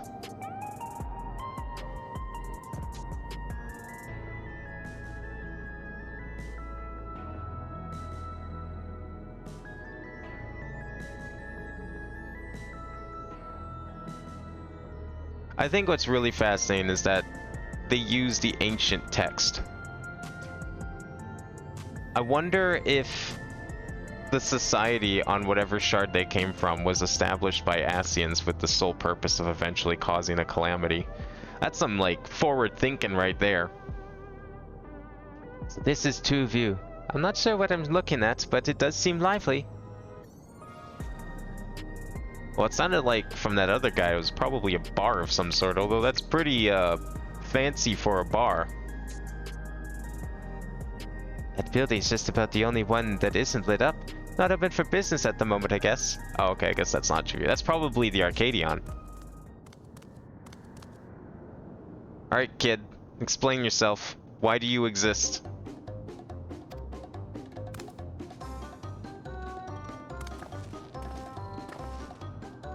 I didn't see you there.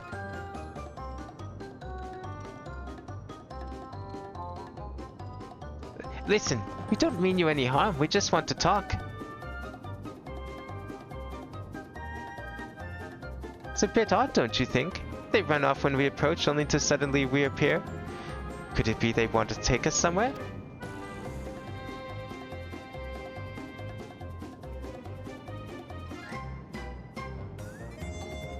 Is that the way of it? You want us to follow you?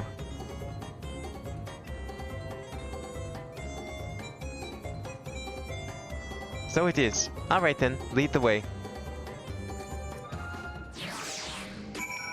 Where's Yorton? I mean, I guess he's just not here today. Doesn't have to be here every day after all. Once you choose to depart, Wu Clement will accompany you. Okay, we have to follow. Literally. Alright, let's follow. Go. Boy, if only he could run faster than me. Come on, kid. Pick up the pace. Who's doing the following here? You or me? I'm just gonna keep running. In fact, actually, no, that's too far away. Never mind. I was gonna like... Oh, you wait for me? Okay, cool. Thanks, good. I'm gonna go and get this Ethernet shard then. Thanks, kid. Much appreciated. I'm still missing like several of them after all. Did I pick up the one at the government center? I don't even know if I did. Shit, let's check. Oh, I did. No, I didn't. Well, that's unfortunate. I'll go get it later. I did have an opportunity. I had exactly one chance at it, and I decided not to. Wait, did I? No, I didn't. You know what? That thing was all cutscene. I did not have the chance to do that. It's like vending machines? What kind of drinks do they sell in the parallel dimensional future? Many varieties. I bet they all taste like shit. I mean, considering that they were selling salad paste in a paper bag, I don't trust these drinks either.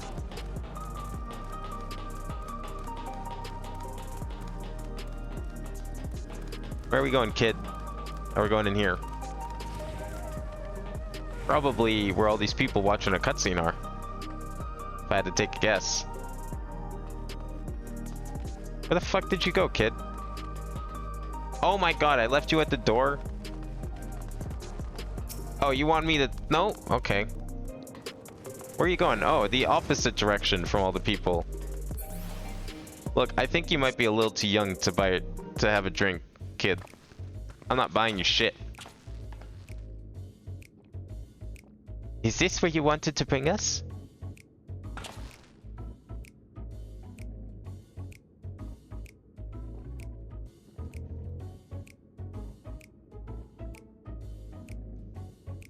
What is this place? You're meant to relax here. It isn't working for me. Hey, what's your name? No name? Damn, your dad sucks. So you're still not inclined to talk? You only talk if he's completely comfortable with you. Oh, you know him? You know him? After a fashion. But never mind that. How about something to wet your whistle? Adorable as you are, it's on the house. I can recommend our special, Her Majesty. I'll prepare one without liquor for the boy, too.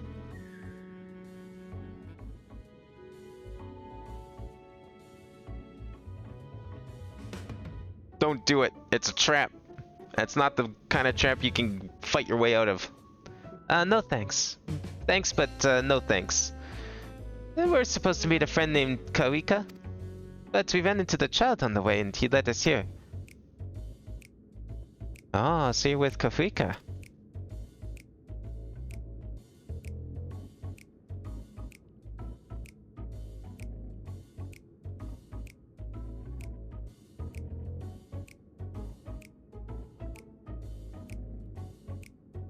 In that case, go and have a chat with Big Tassoso there. He'll show you to a fun place. A fun place? What about him? I don't think he's in the mood to talk, so he can tend the bar with me. This is taking a turn for the strange, but you don't think we're walking into a trap, do you? Look, as long as we don't have any of the drinks here, I'm fine with it. Damned if this doesn't have suspicious written all over it.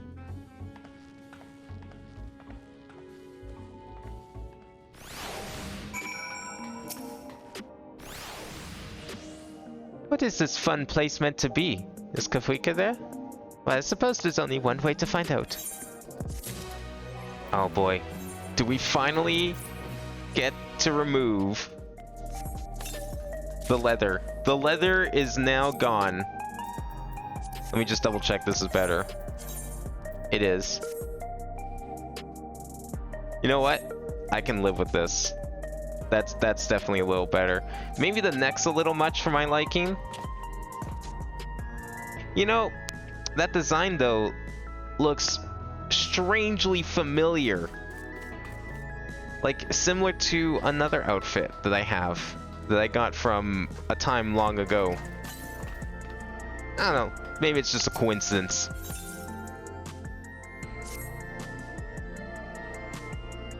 This area is normally off limits, but Kafwika's told us about you.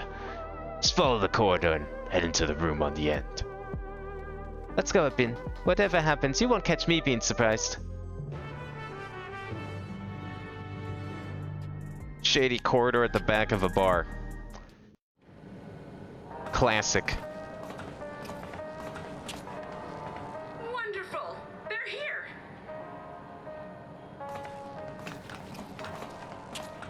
We've only just arrived ourselves. Amazing.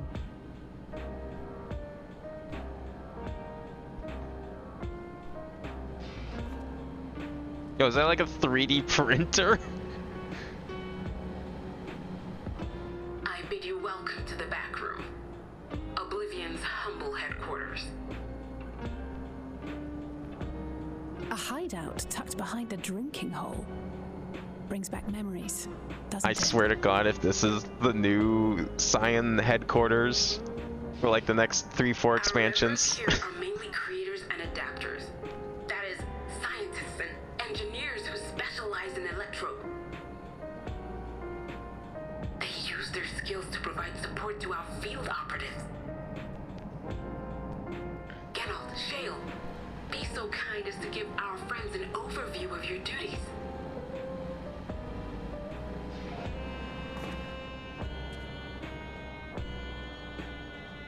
Well, there's provisioning.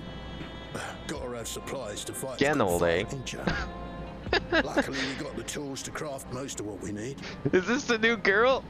Oh, please tell me it Gathering is. Intelligence is another You gonna be vital charging aspect of relic our work. weapons? Everkeep's core system is a veritable treasure trove of information. You just need to know how to get in and find it. Okay, Shale's probably the new Rowena. Because Rowan sounds like a We tree, also handle surveillance but and seems like stone communications, watching is the theme of enemy's this movements and coordinating our dimension. own, that sort of thing. It's probably the And new among all Rowena. our activities, we spend a fair bit of effort investigating preservation. Like, The organization credited with laying the foundations of electrope technology. From the soul management system to Everkeep's design, they're behind just about everything you see here. It'd be no exaggeration to say they made this realm what it is.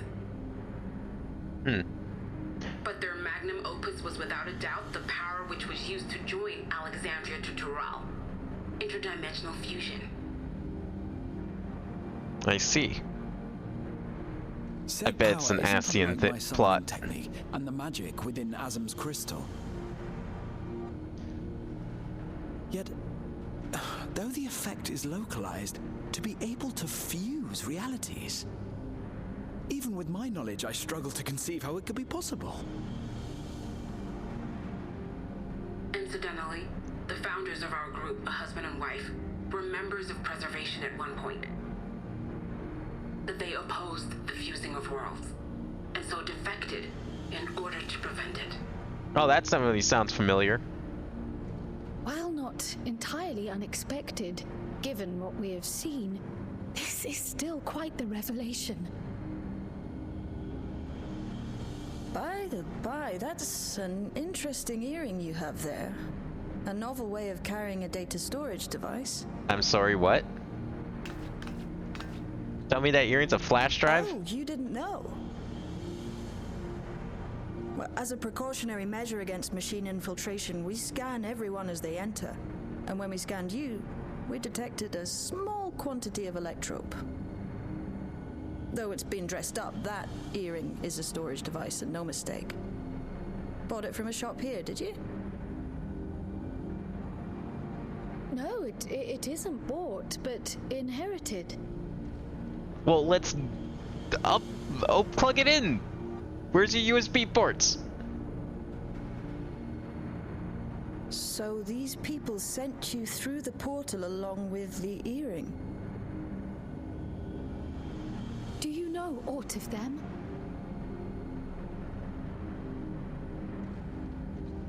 Listen, Cryo.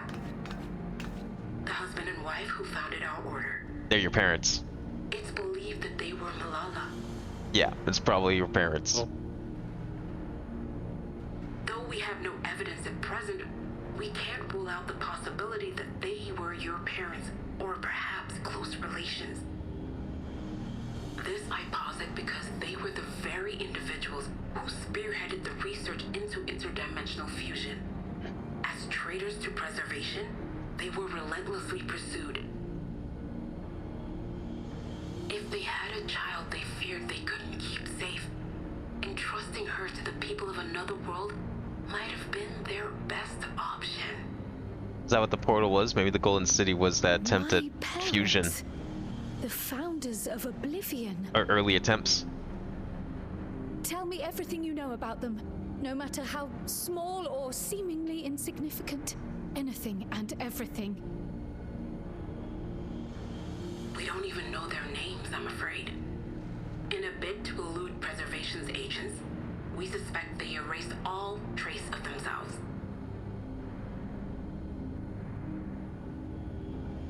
I'm sorry we couldn't be of more help. If you're interested, though, you're welcome to review our accumulated data. Yes, please.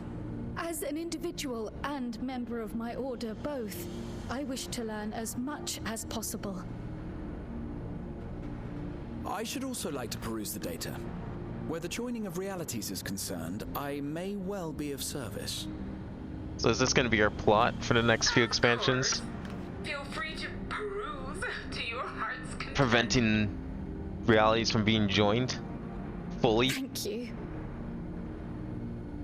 If you like, I can examine your earring. I have to say, the prospect that it belonged to our founders has me itching to take a look.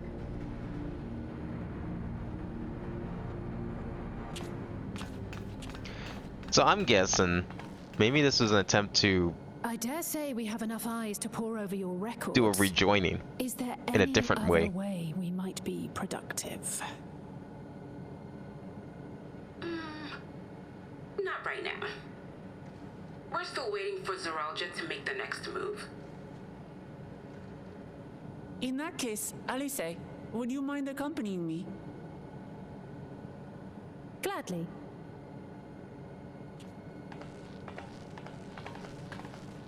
Ah! I've buggered it up again! Is this Galif? Never a moment's peace. Or does Pay him no mind. I don't. is this version of him the incompetent fool and not great at forgery? Like his source counterpart? You two there! One of you give me a hand, would you? Don't matter who. I just remembered I have matters to discuss. Oh with no. Shay. I'm also busy. You ain't weaseling your way out of this. Alright, fake Geralt. Fucking neon yellow green hair Geralt. So we know that the Ascians were like all about the rejoinings and trying to bring back all the souls together, but they just wanted the souls.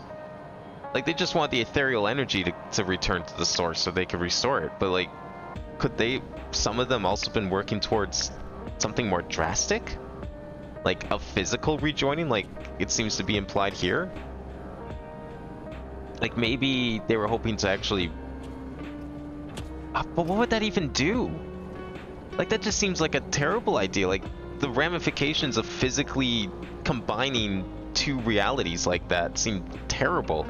The ethereal balance makes sense, but like everything else is like... that just seems like a bad idea. What if her parents are Asians?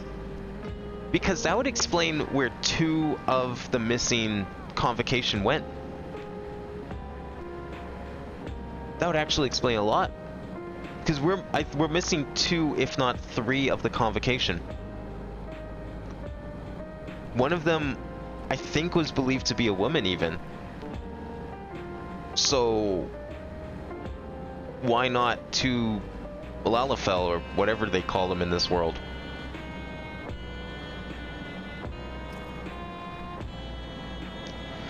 Sorry you had to see my passion spill all over. Happens when you put your heart and soul in your craft, you know. Not to be worried about nothing, but it felt a sense of kinship when I saw you. As if we've met in another life. Any road, as I was saying, I need someone to lend me a hand. I haven't slept for 2 nights now, nor a single wink. I'm ripe to be collapsing. Can't afford to, though. Got folks around me, see? But if I'm to keep at it, I need you to fetch my favorite energy tonic. That voucher's good for 2 cans. One for yourself by way of welcome. You can't get the stuff at any old vending machine, though.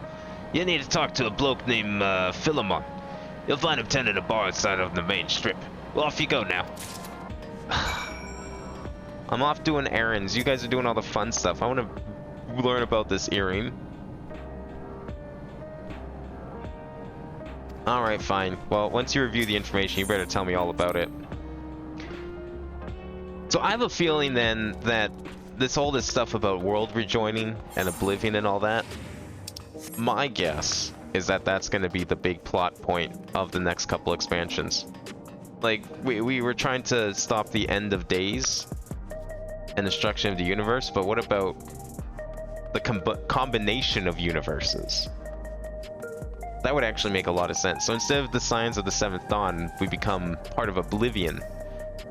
And then we travel to this other reflection to figure out how to prevent people from doing this. Maybe. But then there's also the whole plot about the 13th. And maybe we're actually, what's going to happen is we're going to use this rejoining technology to restore the 13th to its former glory. You know, undo the balance of darkness. Welcome. What are you having? Energy tonics you can't get from vending machines. How dare you suggest I sell such dangerous stuff?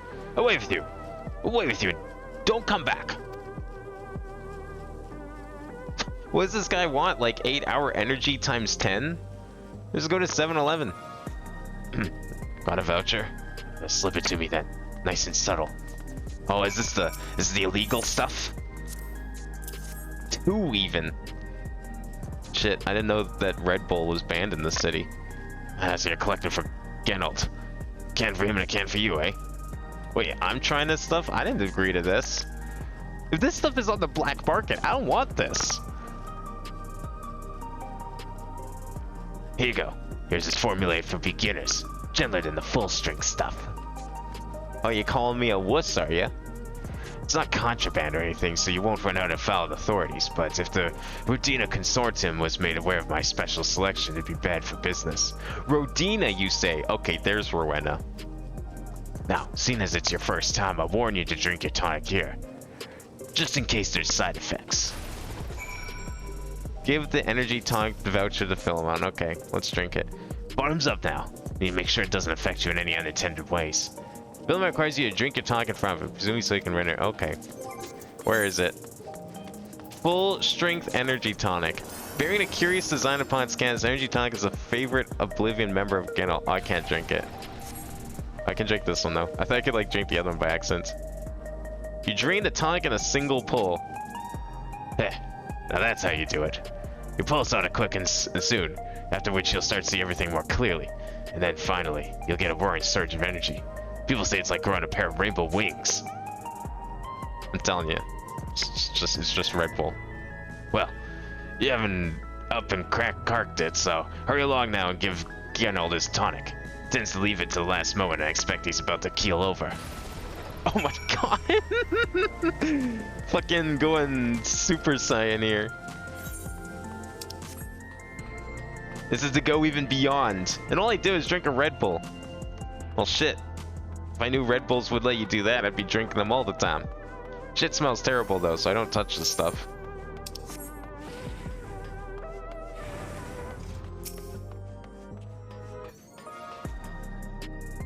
You heading to the back room? Yeah, let's go back. Here's your tonic, Geralt, whatever you're calling yourself in this dimension.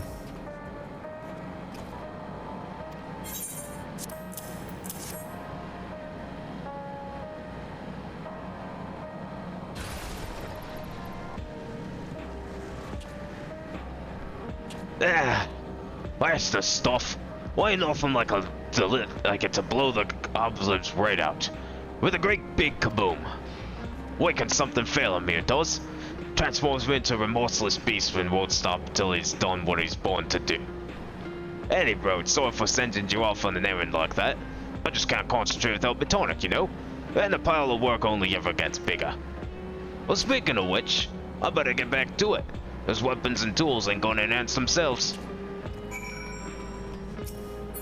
Oh, you're back.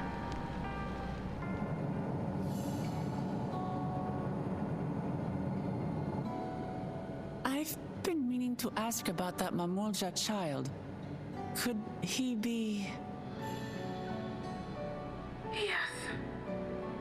In all likelihood, he's Zoralja's son. And the mother, dare I ask? So you think so too. But what is he doing here? He was abandoned, the poor dear. We found him in the Drift Downs a few years ago. Figures. To think he'd cast aside his child. Doesn't want anyone to usurp him after all. We can't say for certain who he was born to, or why he was on his own. But he's a blue-scaled Hubigo, and Zoralja is the only other one around.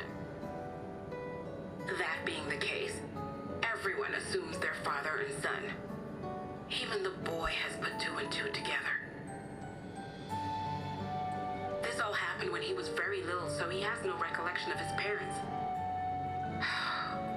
It breaks my heart to think of it. What's his name?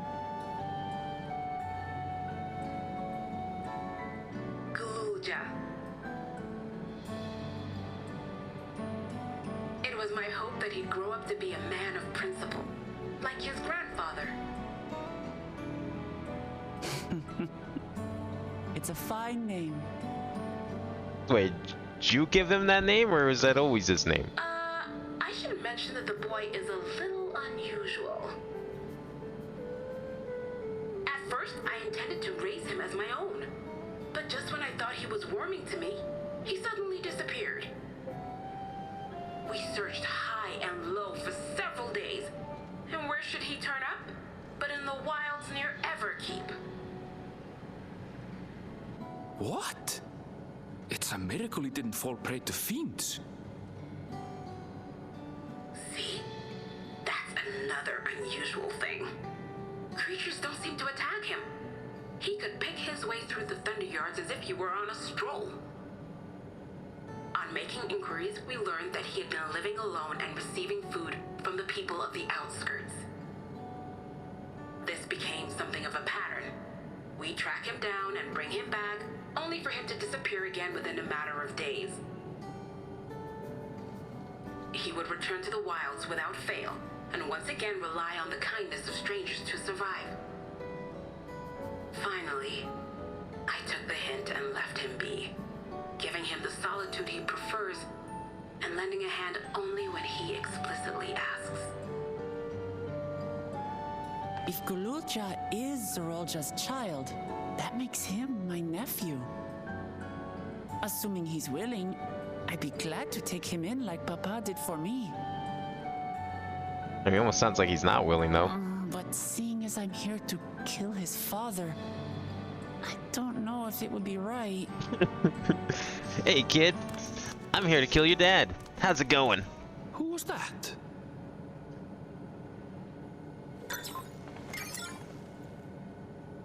Oh dear. It's Gululja.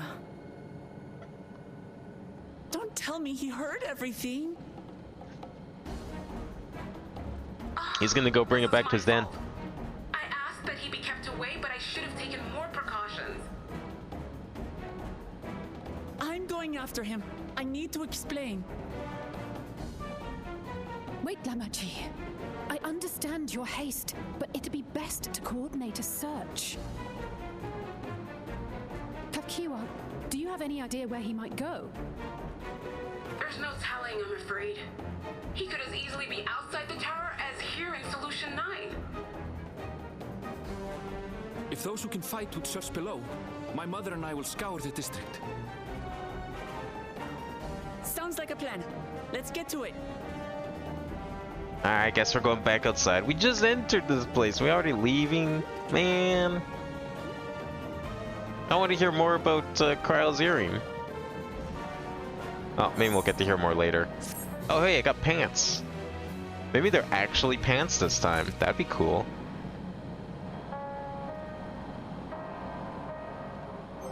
Let's find out. Where's the pants? Use.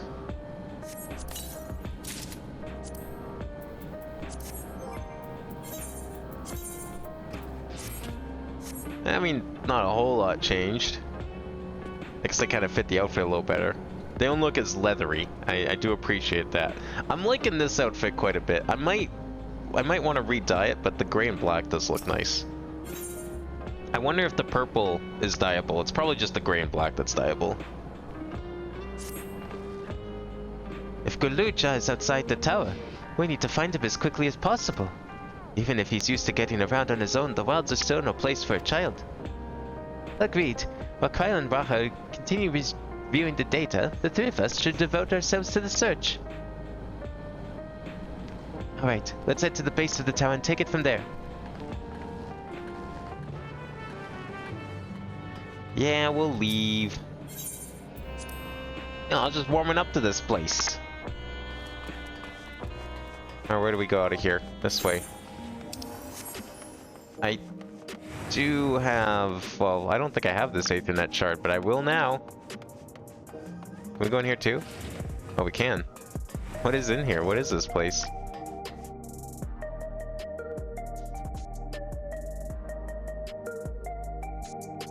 It's like a fucking tarot reading? Yo, is there astronomy? Maybe the astrologians from this dimension are better than the ones from Ishgard.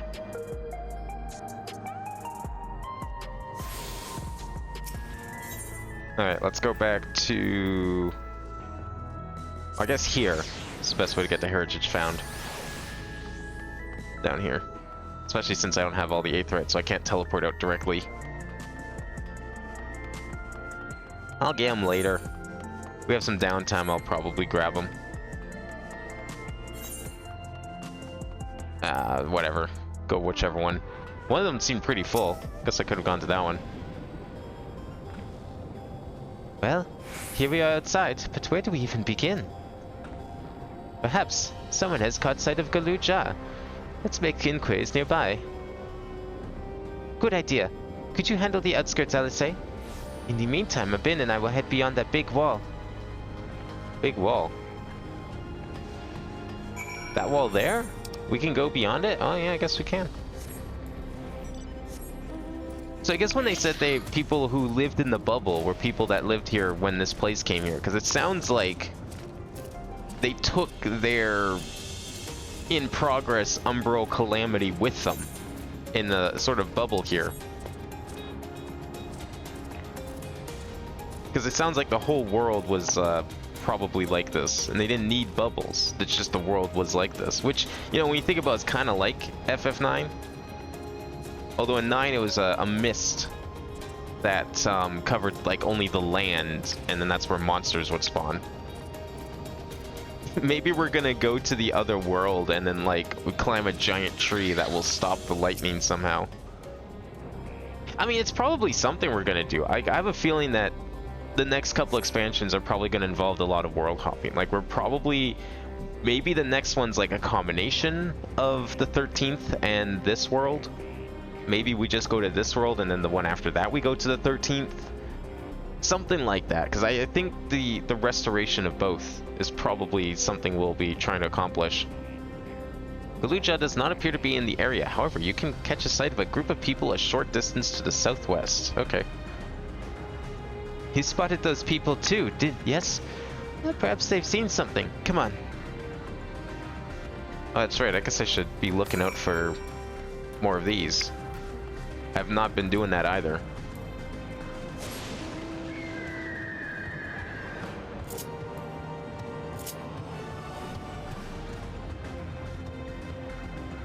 There's a little bit of a, I don't know if I want to call this a bunch of tents. Probably just looks like storage facility entrances.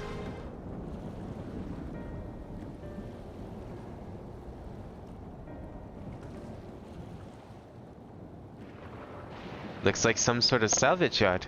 Well, let's ask after Galuja. Galuja isn't here.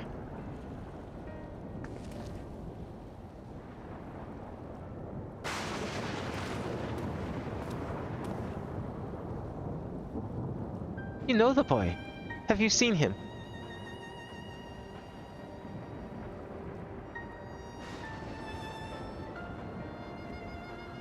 Oh, forgive me. I didn't know you were... No offense taken. My name is Tapu. My eyes may be useless, but my ears are sharper for it. So I can recognize people by their footfalls, including Galuja. So he didn't come this way. Where in the world could he be? I do not know your voices. Who are you to Galuja, and why do you search for him? I'm... family. Though we're not related by blood, his father is my brother.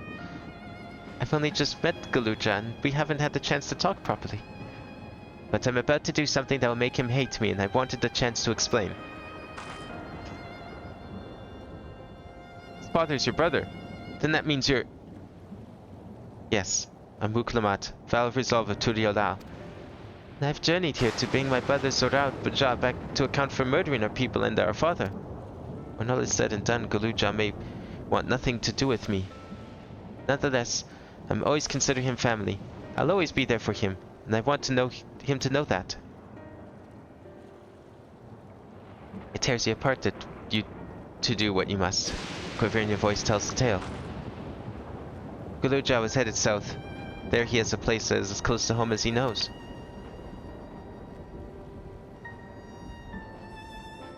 Mind and bear your heart to him. Should he in turn bear his heart to you, accept and respect his wishes, as Queen Sphene respected ours when she granted us a place in her realm. I will. Don't worry. But, what do you mean when you say Sphene respected your wishes? Out of concern for our well-being, Her Majesty has urged us to reside inside Everkeep. When we declined, not only did she gracefully accept our decision, she granted us the necessary supplies to make our home here. And since then, she has paid us regular visits to see how we fare. That sounds like Sphene, all right. Well, thanks for telling me about Galuja. I'll find him, and then we'll have a good talk. We continue south, it seems. Let's keep our eyes peeled as we make our way.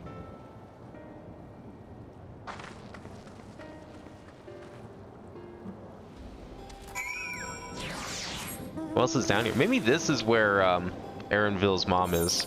In this place. So that's a spite of trial. It's just a big round lake.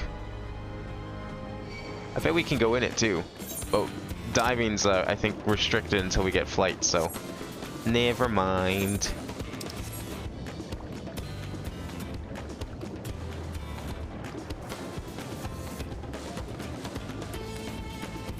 Well, I'm really hoping we get to see the final area soon. It's probably going to be very short.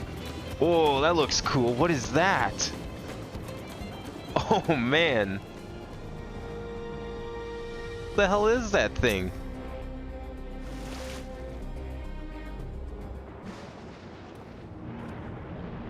Now that looks like the Alexandria that I recognize.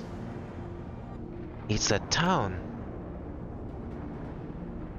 In fact, that almost looks one-to-one like the Alexandria that I recognize. A little more worn down, but much closer.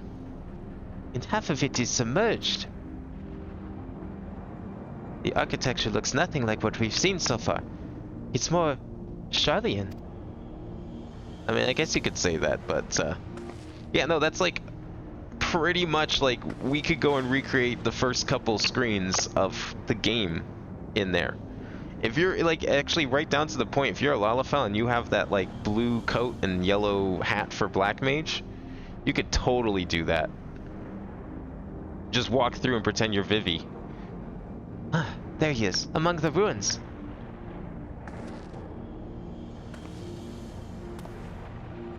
I only caught a glimpse, but there's no mistaking that tiny silhouette. Let's hurry after him. It'd be a disaster if a building collapsed while he's inside. Yo, did I get gloves this time? I want to see some gloves.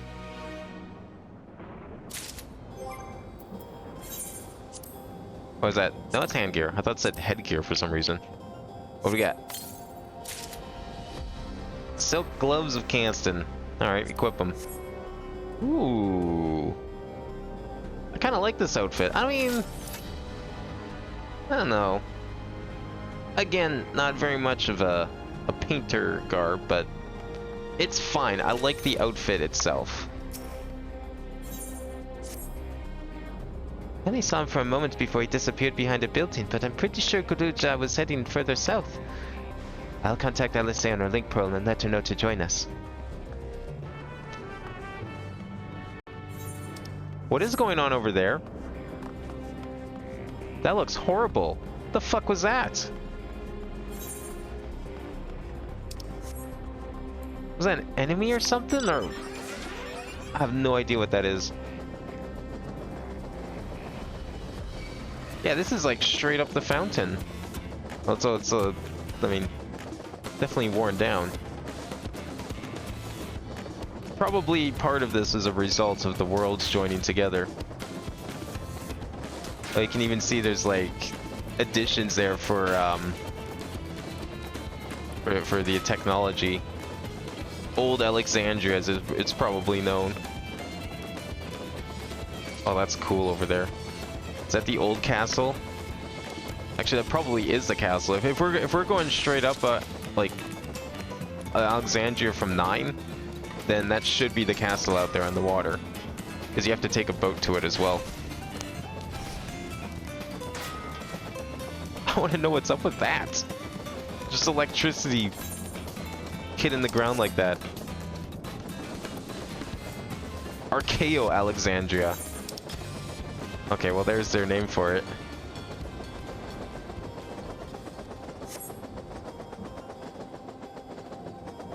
Got some of the bridge and stuff.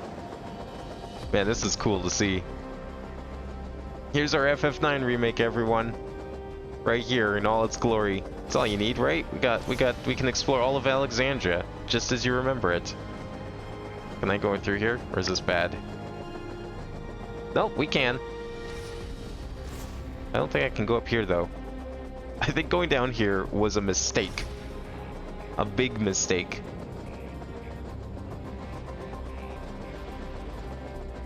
Well, maybe we won't be exploring the other dimension anytime soon. Probably not this expansion anyways. I don't know, I think if we do, my guess is it's going to focus on Lindblom. Probably. Maybe a few different areas, actually. I guess we could do like a number of areas. It could be like Lindblom, it could be, fuck, don't remember all the names of the cities. But there's a number of places it could be. What they might, I could see them kind of doing, is a sort of expanded version of like what Shadowbringers was, where Shadowbringers was like all of Eorzea. Maybe 8.0 is like a more expanded dimensional exploration of an entire globe. You know, a little more globe-trotting. Especially if you do like multiple kingdoms. Like maybe Lindblom is like the first city and then you end in... Man, if I remembered more like FF8 or FF9 areas, this would be a lot easier to explain. There's a number of kind of cool locations. Honestly, the world of FF9 is like most of the locations people remember that are civilized are kind of located on one continent. Like the rest of the world's pretty, I don't know, empty. It's mostly like uncharted lands. Like, in fact, actually the main plot of it is like Zidane finding out that there's another continent out there that exists. Like, he didn't even know other continents existed. So yeah, a lot of that world is just like completely unheard of. So I don't know, maybe they'll do something like that. It's possible anyways. This is the area, but the canals and the debris make it hard to get a good view. Let's split up and search. If you could head into the canals, I'll make my way through the streets. When we find Galuja, let's watch him from a distance until he gets to his destination. Wouldn't want to startle him and cause an accident. Yeah, the kid wasn't wearing a device, so we don't want him to die. Don't want to surprise him and have him jump into the lake. Man, there's a lot of this. Are we gonna like get to see all of Alexandria? Old Alexandria?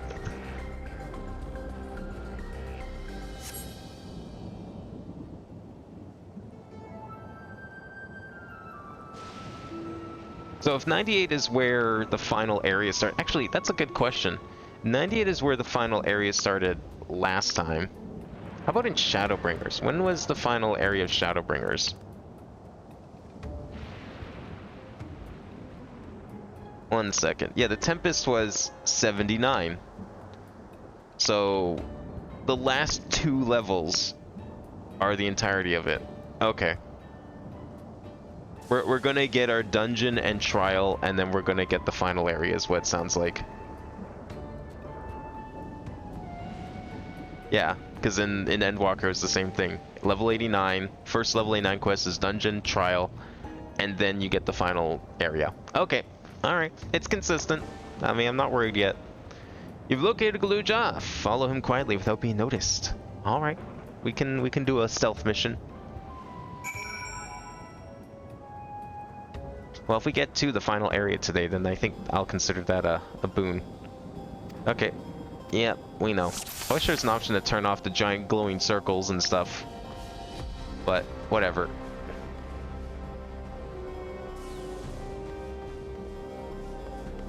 Oh, fuck! Where is he going? Dude, don't drive that way, you're gonna startle him! Okay, good.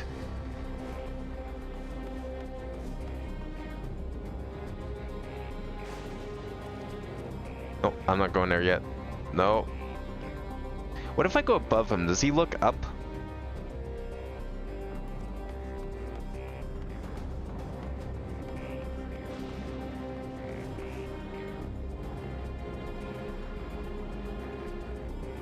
Where's the next place to hide? He probably will be able to look up. Well, he's certainly smarter than your average Metal Gear Solid guard.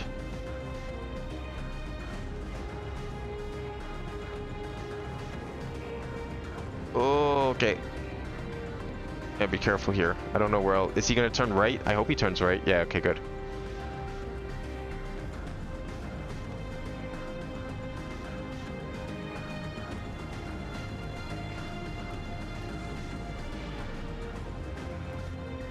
Oh, wait, what am I doing? Nope, staying back here. I'll wait until he passes that wall.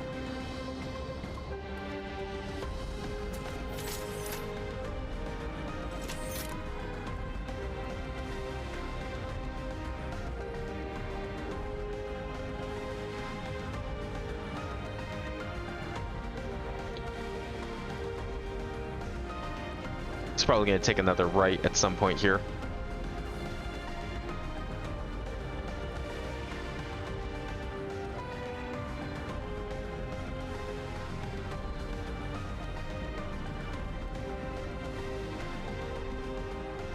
If I stand here, am I safe? Oh no, he's booking it.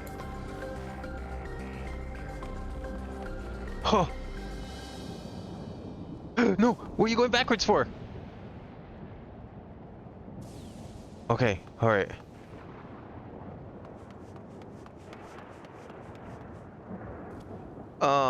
In there? Okay, we're good. He's safe. inside the building that's full of people. Little does he know.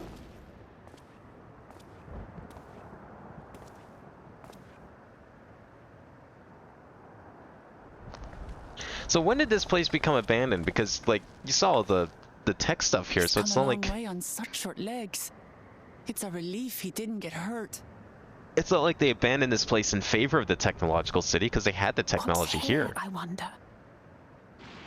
I wonder if that tower was built as a response to something, or maybe this really was just, you know, old land that they abandoned for other things. Squirrels? So he's looking after those little ones.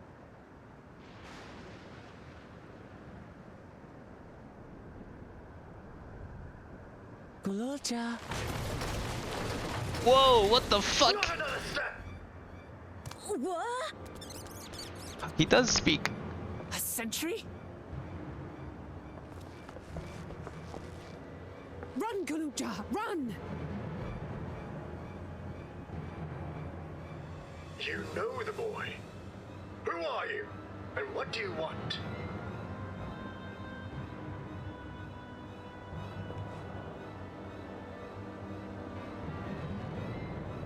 My name is Wuklamat, and I've come to talk to Gulurja. Is that so? I'm sorry if I scared you. I want to get to know you better. That's all. You know, just because I want to kill your dad, that's all. And you, my boy. Do you wish to speak with them?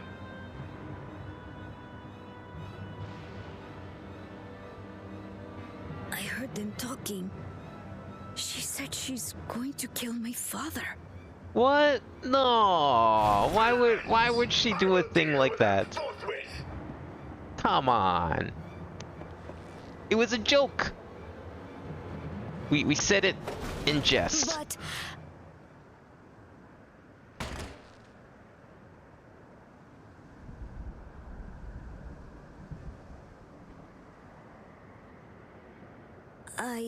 I want to get to know her too.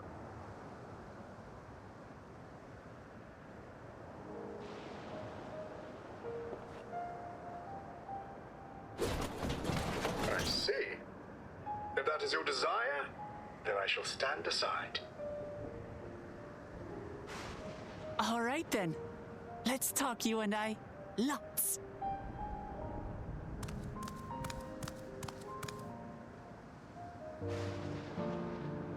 But, who's the ancient-looking and articulate machine? If I look ancient, it is because I am. This has been my vessel for no less than 380 years. Your vessel? Vessel? Otis is my friend. When Otis? I was hungry and sad, he came and looked after me. He cooks for me. We're just going hard on the FF9, aren't we? Like how to read and write and not be noticed by dangerous creatures. This machine cooks for you.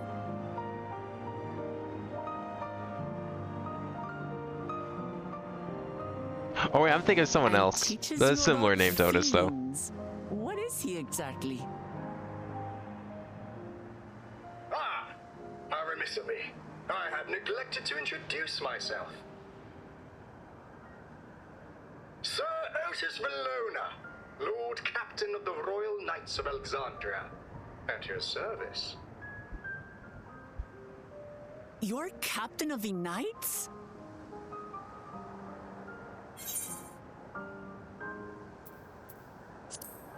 It's very impressive he's been functioning for this long, though.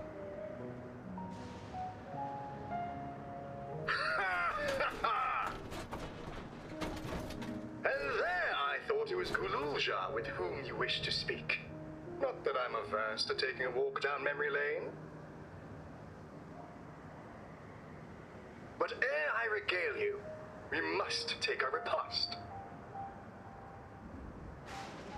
A meal. Here.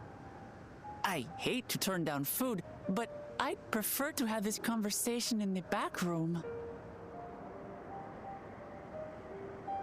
I doubt he's allowed in there. Please, I'm really hungry. All right, all right. A riposte it is.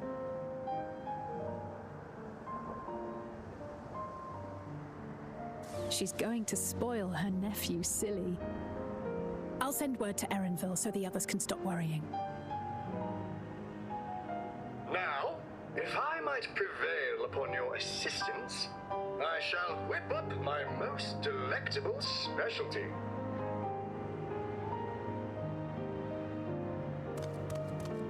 I want to see his robot cook.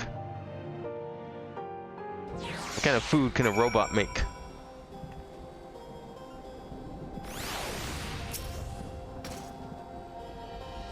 So, my new friends, I would enlist your aid in procuring the ingredients for our repast. After all, the most enjoyable meals are those we make together. We're happy to pitch in, of course. What ingredients did you have in mind? First of all, some yam and pumpkin. The people of the outskirts should be willing to share their harvest if you and Galuja could go and speak with him. Sure, I'll ask for the cast-offs too, as usual. As for Bin and Alice, I'd be obliged if you could procure some woolback meat. Creatures can be found grazing on the slopes outside of town. As beef is less readily available, their flesh makes for a good substitute. That of the younger ones especially, as it is more tender and less gamey. Consider it done. We'll be back with the meat before you know it. Thank you kindly. In the meantime, I shall see to other preparations.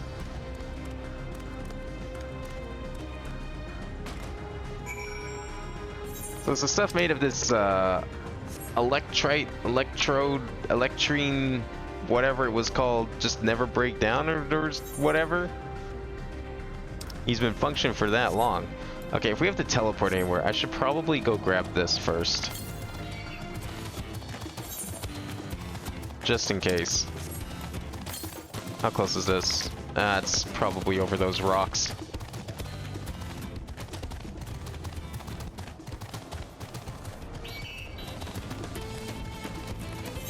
I mean, it's a little out of the way, but I was under the impression we were going all the way back to Heritage Found. So I was like, shit, I should probably grab this first. But now that we're not, I still want to grab it anyways, just in case.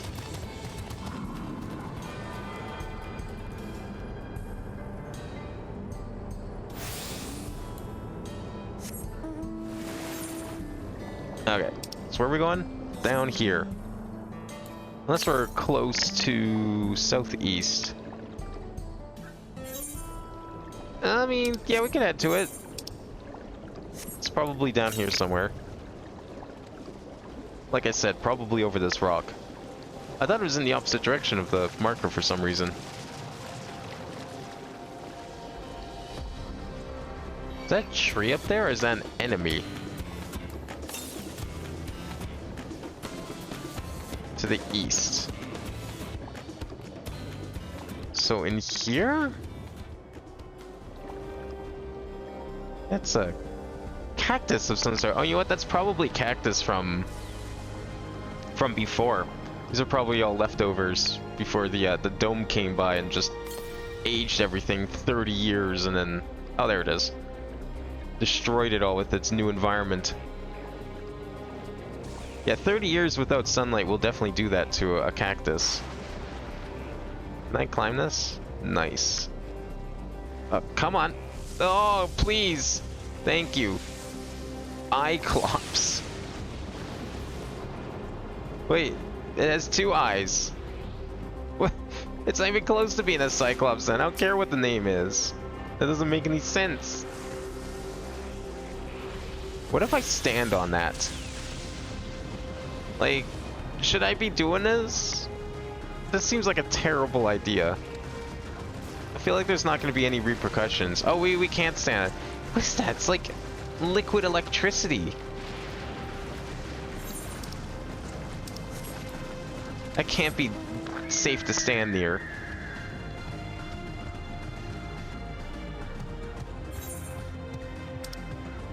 Okay, we gotta go across what looks like a small ravine? Or something. Yeah, definitely what it looks like. Now we gotta go all the way southwest for this next one, which maybe it's close by the quest marker too.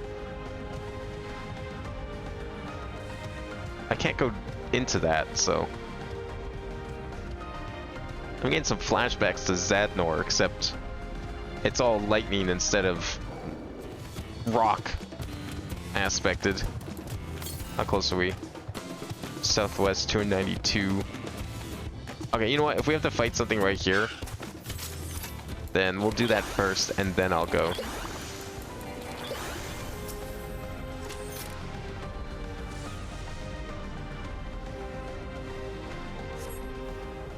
Hostile presence. Oh, this is one of the younger Wolbacks, eh? Are we sure about that? Man, if this is a young one, I don't want to know how big the old ones are.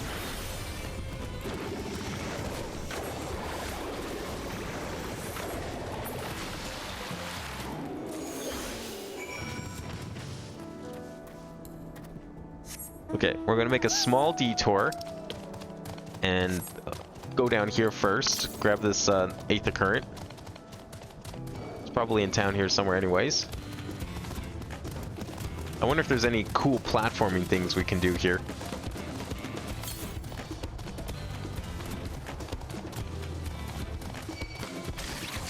Wait, is this place... Oh, this is part of the submerged town. Oh, we can still, like, go through this a little bit. There it is.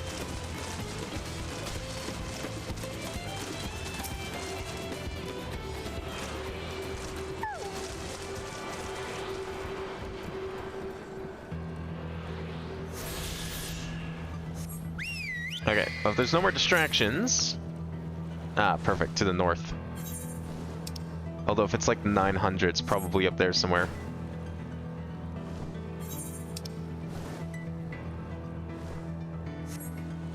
That's fine. The fate's too far out of the way. I was thinking of like I should still need to do some fates to get the riding maps here, but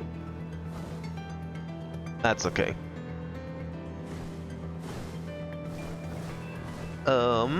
This is a bit of a problem because I doubt I can go in there. Oh, okay, the entrance isn't that far away, or the bridge across.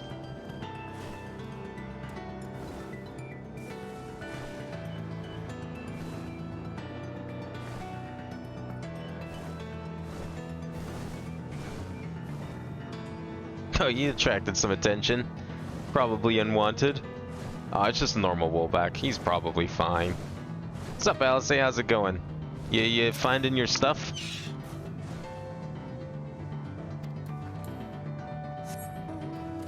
You know, I wonder, like, I didn't think of this before, but I wonder if we go back to... It'd be a little out of the way, so I don't know if I want to do it, but I wonder if we go back to the City of Gold, because Ishola was supposed to be there.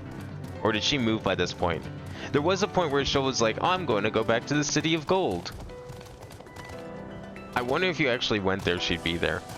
I never really considered that before, because I'm trying to think, like, how many other times we've had a situation where some of the characters are super far away from the others. I'm sure they probably bothered. This seems like... Oh my god.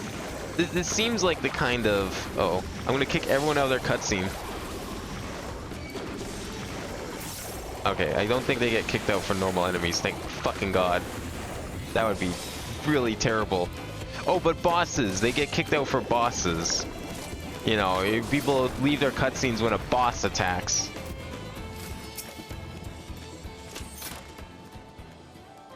What's this? Am I to understand that you've already procured the meat? Yeah, here you go. Good heavens, you have, and such a choice cut besides. 'Tis plain you know how to handle yourself in a battle. Were it 400 years ago, I would have recruited you to the Royal Knights.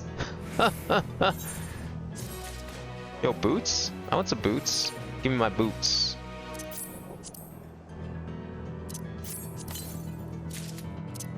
Equip them boots. Alright, nothing... Honestly, nothing too special. Ooh, I like those purple souls, though. It's hard to see them. Kind of get a decent look. Yeah, the purple's pretty nice, actually. I'm liking the color scheme here. Wow, and we get the hat with this one. Once Alice brings her portion, we'll have a glorious bounty to satisfy growing younglings like yourselves. Indeed, I expect there to be ample leftovers to share with the good folk of the Drift Downs. They always appreciate a warm meal. Now, seeing as you have completed your task so quickly, I have another request to make of you. We've exhausted our supplies of kindling electrope, and I should be grateful if you could search the houses yonder for more. In the Old Kingdom, electrope rations were issued to each citizen, while small fragments may still be found here and there. If you can obtain 5 pieces, say at least one not to be what we require, that is, the kind that converts lightning to fire, Gulucha can identify them by their circuitry, so pay to aid them to him. The boy's become quite daft at discerning electrope types, and in a very short time, I might add. Now off you go, and happy foraging.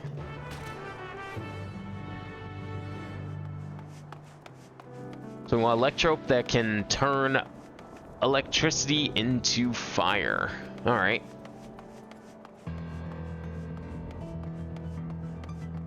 So I wonder if this is like a programming thing, or if it's just like the nature of the electrope type itself.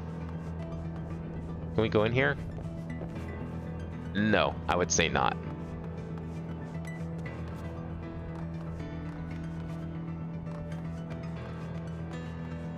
I wonder if this place broke down because of the jump. Like, was it crumbled like this before they teleported to this world? Or did something else? Maybe war broke it. I mean, that kind of happens in 9 a little bit. So it's possible here.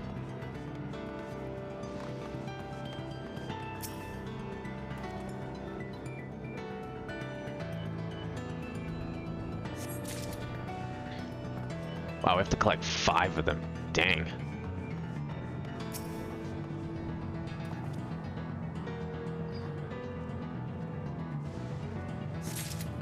Two. Oops, that's fine. Probably across this bridge then.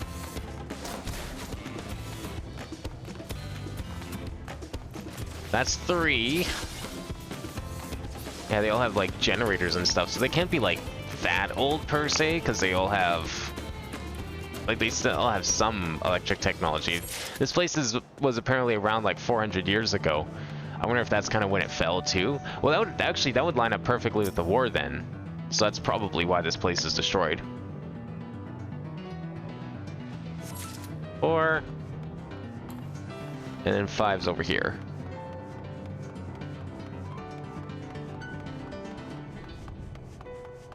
I'm curious what parts of this outfit get dyed.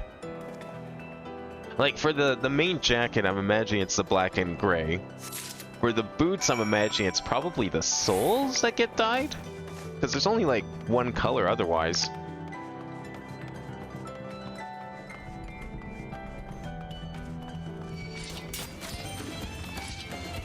Have to get across here. I'll just go like this.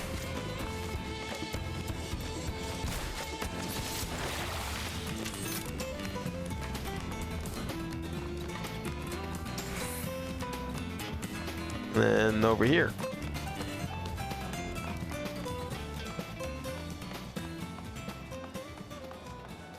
I'm kind of surprised I haven't seen any, like, lookout points at this part of the map. I feel like this place should be rife with them. Galoo says you have electrope for me? Yeah, any of these, the fire kind? Wow, you found a lot. Let's see, this one creates wind, this one's for water. You can tell just like that? I'm impressed. Clever, isn't he? I'll bet he gets it from his father. Ah, this is it. This converts the fire. It's absorbed lots of lightning, so we should be able to kindle a flame easily. Thank you, Bin. If it's a fire you needed, I could have helped you out with that. I can make some fire. I'll paint you some fire. Thanks to your kind assistance, we have everything we need for our repast. You have done your part, and I shall now do mine. I bid you relax, my friends. The meal will soon be served.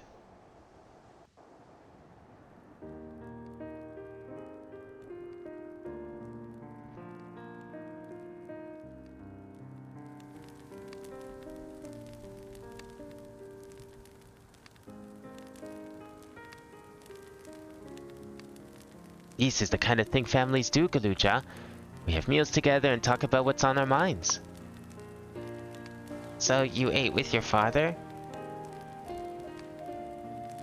Yes, with him and my brothers. It was mostly the head of resolve and I doing the talking, though. Koana and the head of reason occasionally joined in, and Zoralja spoke when he was spoken to. You said that you have two papas.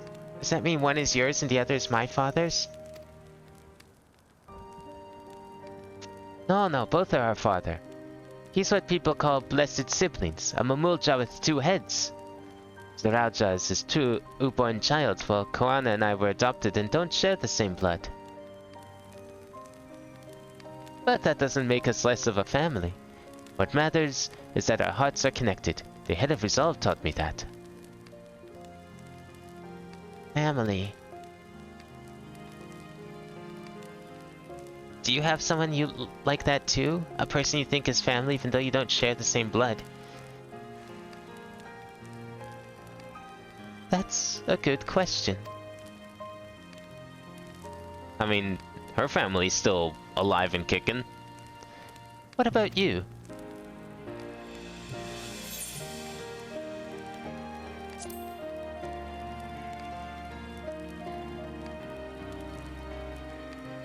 I'd like to meet them one day.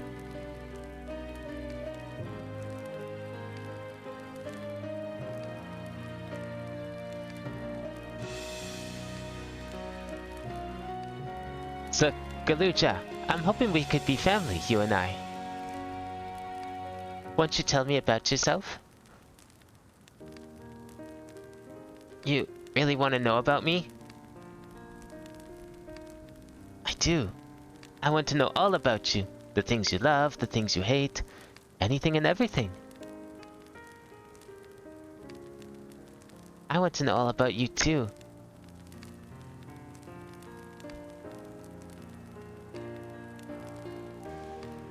That reminds me, we were hoping to hear your story too, Otis.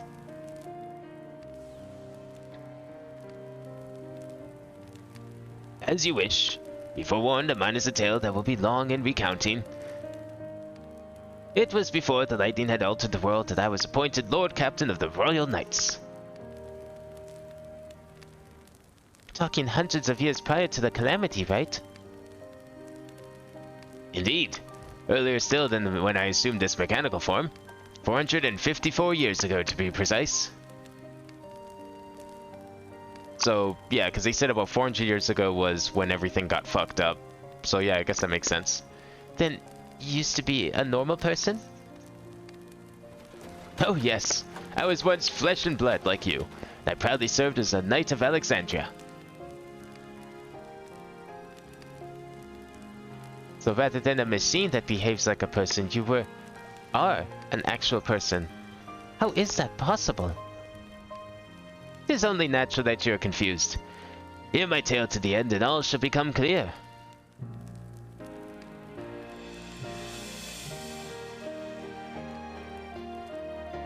The foremost duty of the Royal Knights was the protection of the royal family in my time. That was their Majesties the King and Queen, and their only child, Her Highness the Princess. By then, every nation of our star was embroiled in some manner of conflict over Electrope. Thus was our kingdom drawn into a war with its neighbor. That war was the catalyst for the great calamity that altered the environment. Countless countrymen lost their lives amidst the chaos, and the king and queen among them. For a blessing, we were able to predict the princess, who then rose to the occasion and brought hope to their people in those trying times. So kind-hearted was our young queen that, at her behest, we even took in refugees from the enemy nation. But sadly, her reign was cut short. Like many others, her body had been ravaged by lightning, and one day she collapsed and passed away. How tragic. Aye. There was a citizen whose eyes remained dry, and many a moon was spent constructing a great tomb worthy of her memory.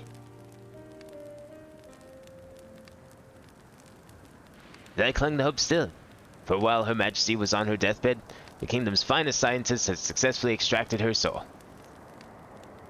Was that the first soul extracted? Did we hear that right? Extracted her soul. Our flesh may wither and die, but so long as we are remembered, we may live on. This age-old belief has always comforted our people, but as casualties mount in the wake of the calamity, we start to make it into reality through the power of Electrope. Okay, so the calamity kick-started the idea of, like, what if we just, like, preserve the souls? We have the technology now, and the Queen's was the first. Is that how the Queen is alive now? What if the Queen still reigns to this day? For a time, we succeeded in developing the means to preserve the soul, and it was used to spare the Queen eternal death. Yet it wasn't good enough to simply prevent the soul's departure, for the ultimate goal was to recreate the person as they were in life, and this required that their memories be further extracted from their soul.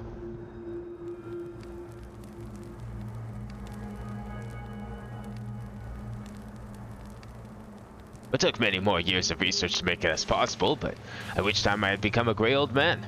With my days numbered, I did not hesitate to volunteer myself as a test subject for the procedure. So it was that I attained this vessel. And by my successful rebirth, I paved the way for those who were recreated from the memories of the departed. The Endless, they are called. Your tale is true, then the Queen that your people brought back to life...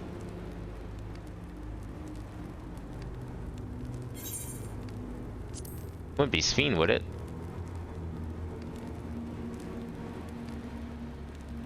Oh, so you know Her Majesty as well. My description of her boundless kindness must have paled in comparison to what you no doubt felt in her presence. So did they... Now here's the question. Does the body that Sphene has now, is it a really advanced robot? And she's just been getting upgraded models this whole time? Or is she a person that they elected as queen, as the host for the queen? Now, I feel like both could possibly explain why she doesn't have a favorite food. Maybe she doesn't remember having a favorite food. Maybe after so many transfers, the memories get muddled. More likely, though, she's just a robot. A very advanced robot. He was like Model 1, and she's like Model 100. I haven't met her myself, I confess. Not since assuming my current form. Wouldn't want to frighten the living daylights out of her.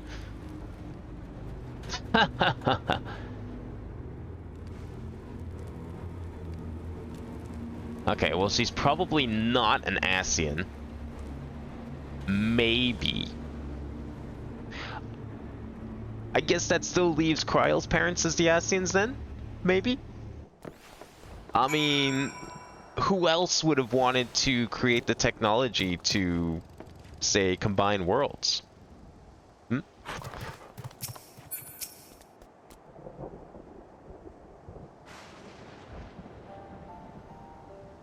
The Endless.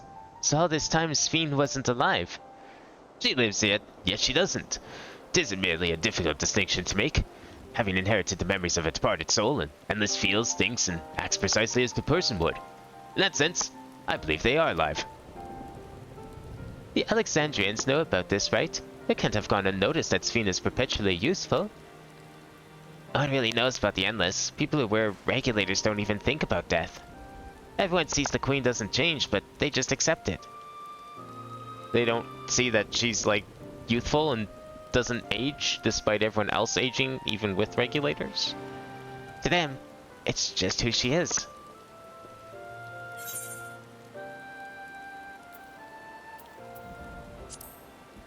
That's an interesting question. Are they also endless? Well, there should be as many Endless as those who have died. I believe they're limited in where they can exist. Queen Sphene is unique in her ability to appear before you.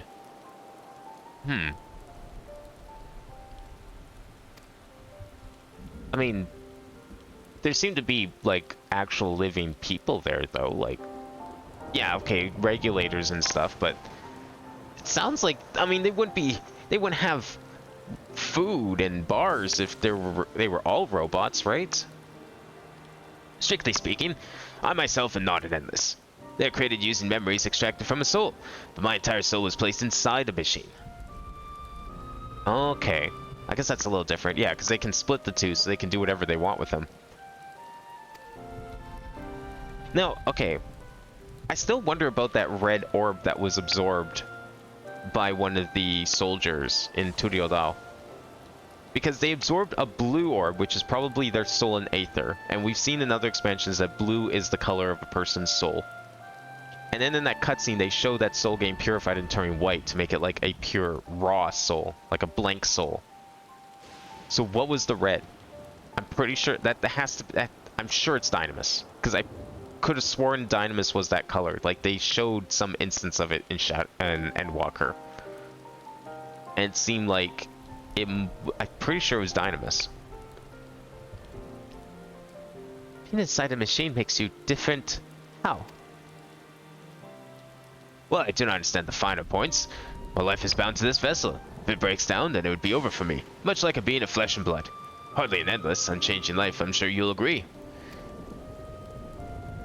But if it's just the memories, then yeah, I guess it's not really them. We're getting to the existential idea of, like, the whole Star Trek transporter question of, like, who really gets beamed down and up? Is it you? Is it a copy of you? Do you die the moment you get teleported? Is it a facsimile that just has your memories? So you appear to be the same? Because it's all about perspective, really. Like, to us, the queen is the queen.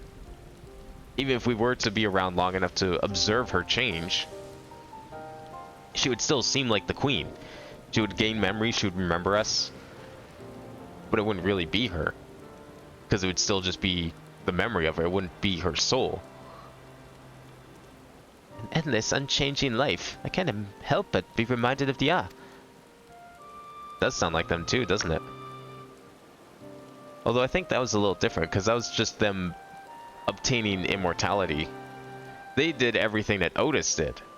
They transferred themselves completely into their forms. Did Kafrika and the others know about all this? Considering their extensive intelligence gathering, I'd be surprised if they didn't. But now, let's share what we've learned with Kryla and Raha. I can't help but have misgivings about this.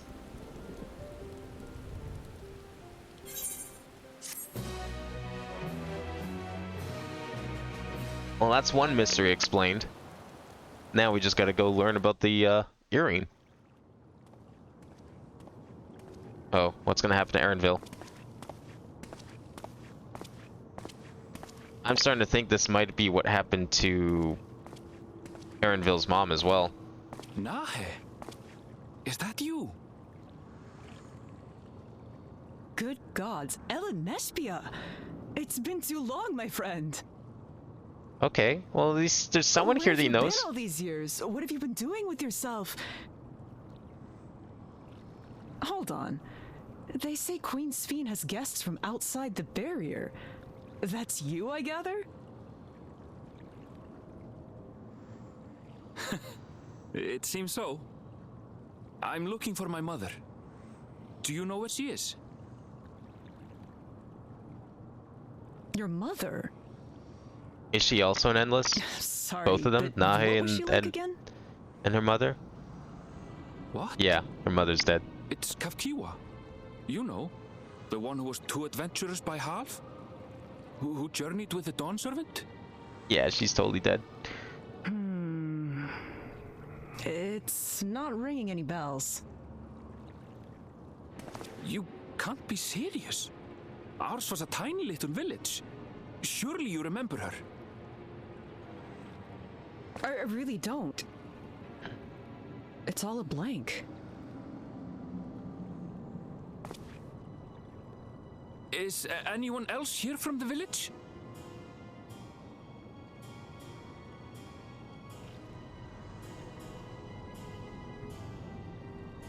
I mean, a lot of them probably died. Hey!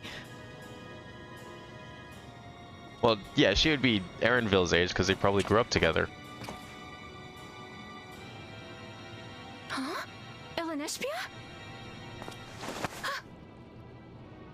I'm looking for Kafkiwa. Where is she? What's this all of a sudden? Who's Kafkiwa?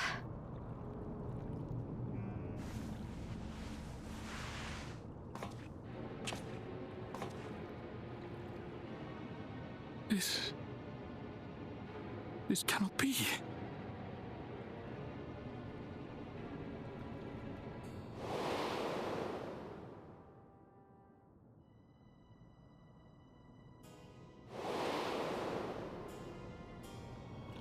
The memories of the departed are taken away. No.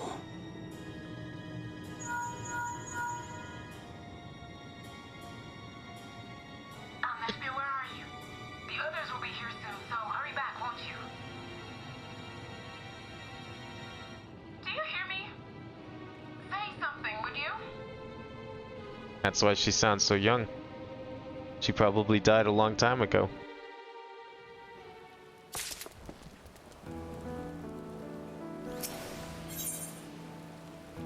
Oh, did I get a thing?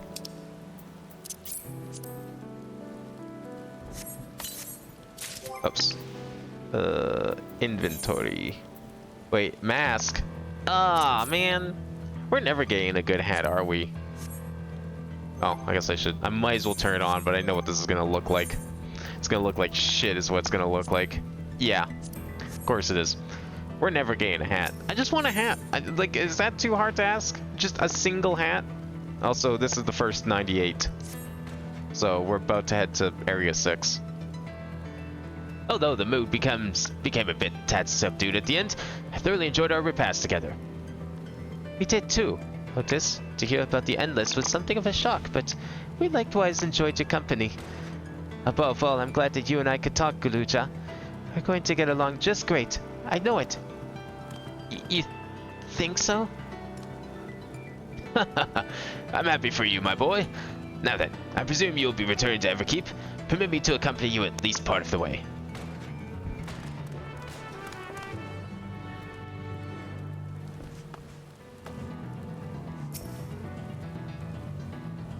About Sphene. It doesn't matter to me if she's an Endless, whether she's alive like you or me or not. I've seen enough to know that she has a good heart.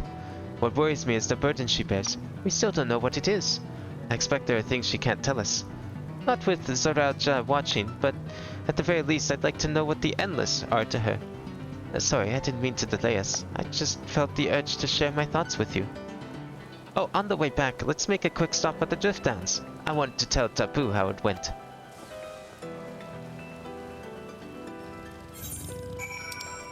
Drift Downs being... this section up here. Would it be faster if I just... Well, actually, okay, which way is the next one? To the north.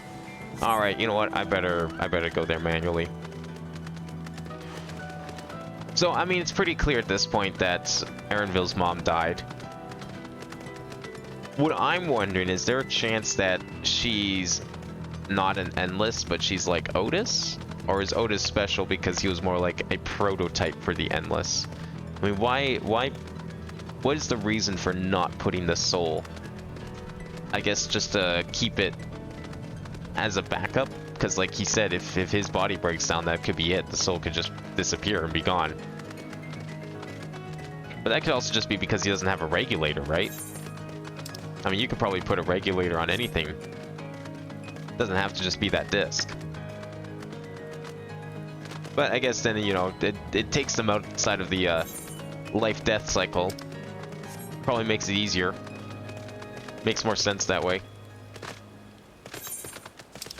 You know, they're just kind of like downloaded from the cloud temporarily. Live streamed from the cloud.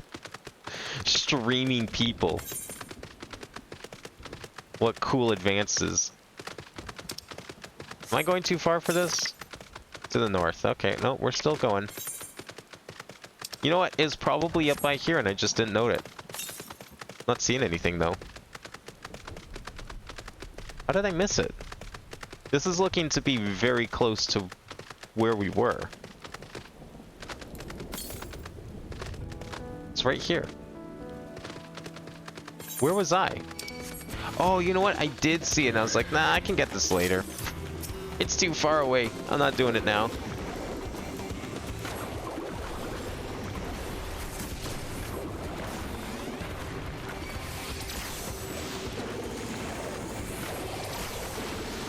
What? How? Where did you come from?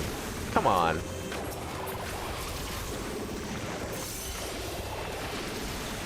Oh, thanks, guy. I have Black Mage here, and don't see that every day. Especially in these parts. Thanks. Alright, let me get my Aether Current. Well, I guess he needed it too. We all needed it, by the looks of it. Ow. What quest is this for? Oh, okay. Figured. That was quite the fall.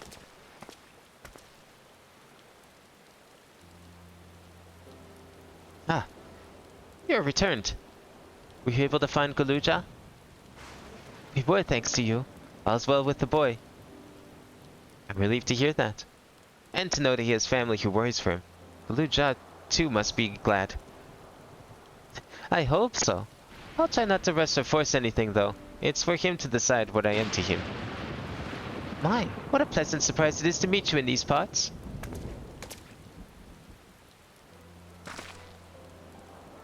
Sven, what are you doing here? Visiting my people. Are you doing the same, perchance?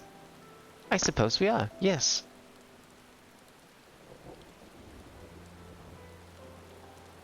Listen, there's something we'd like to talk to you about. Could we have a word in private?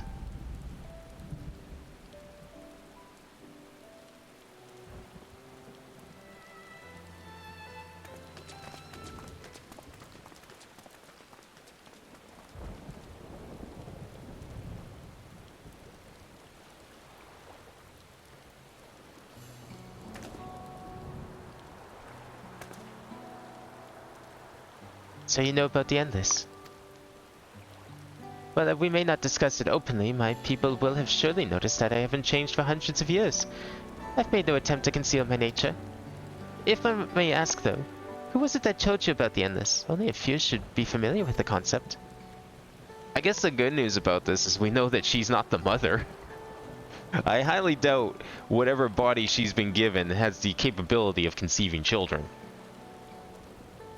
I'm afraid I can't say. I bear no ill will towards this mystery individual, lest that be your concern. I'm merely curious. Tell me, Sven.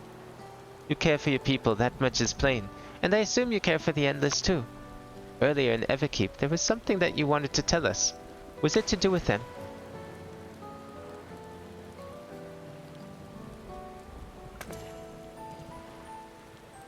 The Endless are as dear to me as any my living citizens. There is much my family, but they can only be sustained by meeting certain exacting requirements. Thus far we've managed to do so, but should more people die, I fear we would be pushed beyond our limit. The preservation demands vast amounts of energy. So that's why they can't preserve everyone. I guess that's what they're hoping to achieve, is like, you know, to prevent needless death from war. Just prevent death altogether. Everyone lives. Energy. I don't understand the workings of it all, but is there something we can do to help? Then...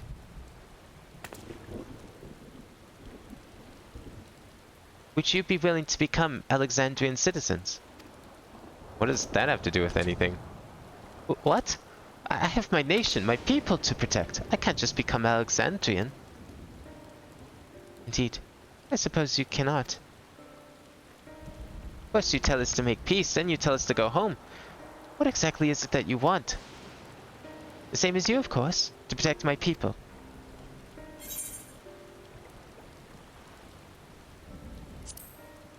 What kind of energy do you need?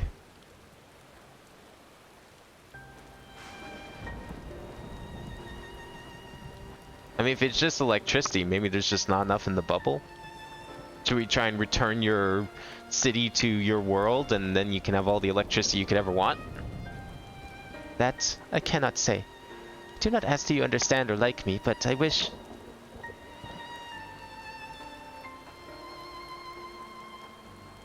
I wish that we had been born on the same side of it. Huh. It wouldn't have something to do with those souls they had to take. What? What's the point of, like, preserving them if they just need soul like this, if they just need souls anyways? Like, why not just make them like Otis then? Hey, what do you mean by that? Wait, Sphene?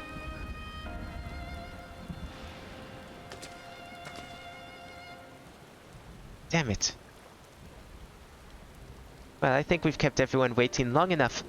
Let's continue on to Everkeep. And let's not tell Otis about our conversation with Sphene. I don't want to risk causing him pain.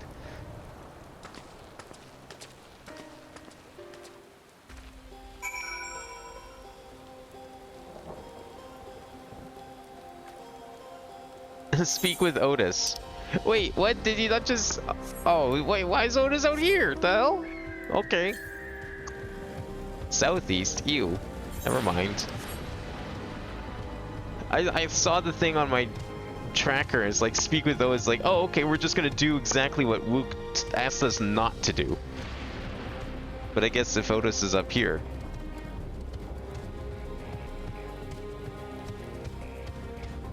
Why are there two roads up here, but then they just converge into one road anyways? Like, it's not really... I feel like it's not really preventing a bottleneck. I don't see the purpose.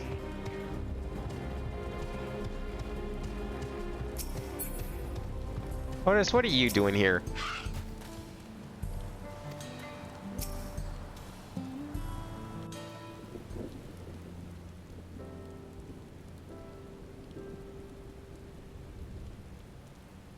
Why don't you come with us?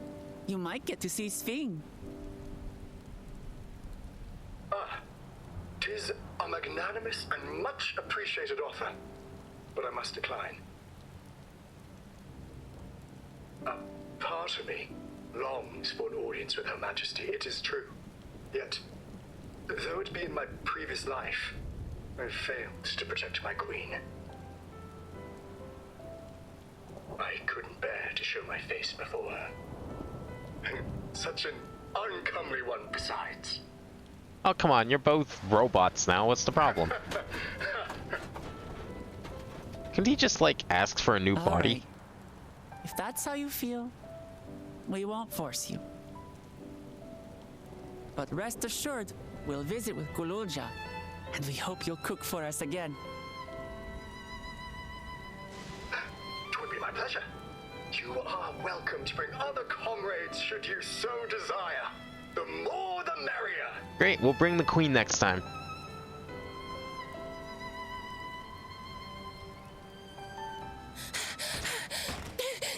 I've been looking all over for you. Oh, hi. Nostalgia, was it? What's the matter?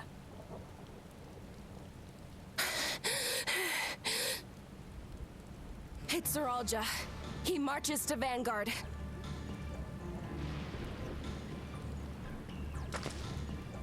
So he's done waiting. But why weren't we alerted sooner? Our transmissions are being jammed. The lookouts couldn't get through to us. Because they're using technology. Man, you guys gotta start using them link pearls. Ain't no way you can jam those. But I can't reach her. What are we to do? Stay calm. Kafkiwa has yet to be alerted, yes? Take her to the back room as fast as you can.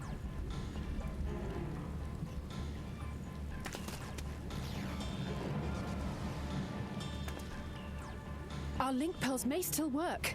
I'll try contacting those in Tuliolo.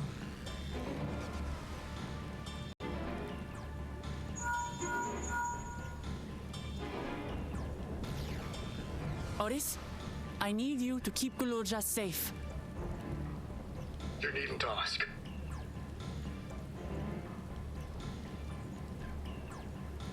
I want to go with you.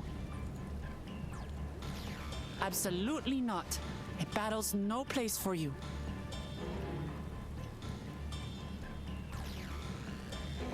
Kululja, the people of the outskirts must be evacuated. For this crucial task, I require your assistance. Remember, when battle is at hand, anything can happen. Caution is as valuable as any blade. Yes, sir.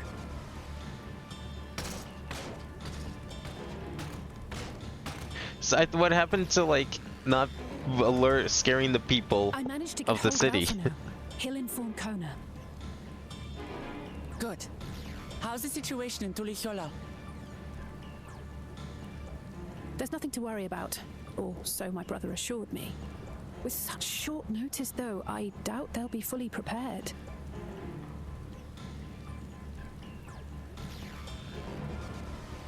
They'll be ready, I'm sure of it. The vow of reason is not to be underestimated. So what's this Vanguard that he was marching to? I don't recall a place named Vanguard. I'm coming, Soralja. And we will finish this once and for all. Or are we still heading to the top of the tower?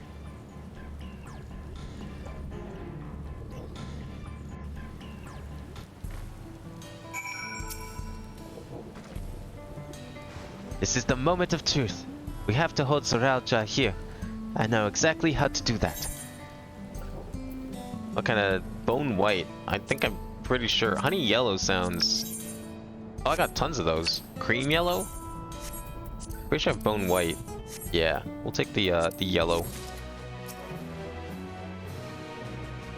Several cutscenes will play in sequence.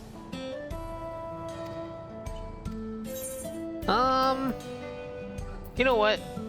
That seems like a good spot to end it. I think we got... Did we get a chapter achievement? We didn't get a chapter achievement, but that was a long bit, and we're going to go to the next area. I mean, I know I was looking forward to the next area, but I don't think I can... I'm willing to go too much longer today, so we will stop there. And I guess we will head to the next area, well, next time.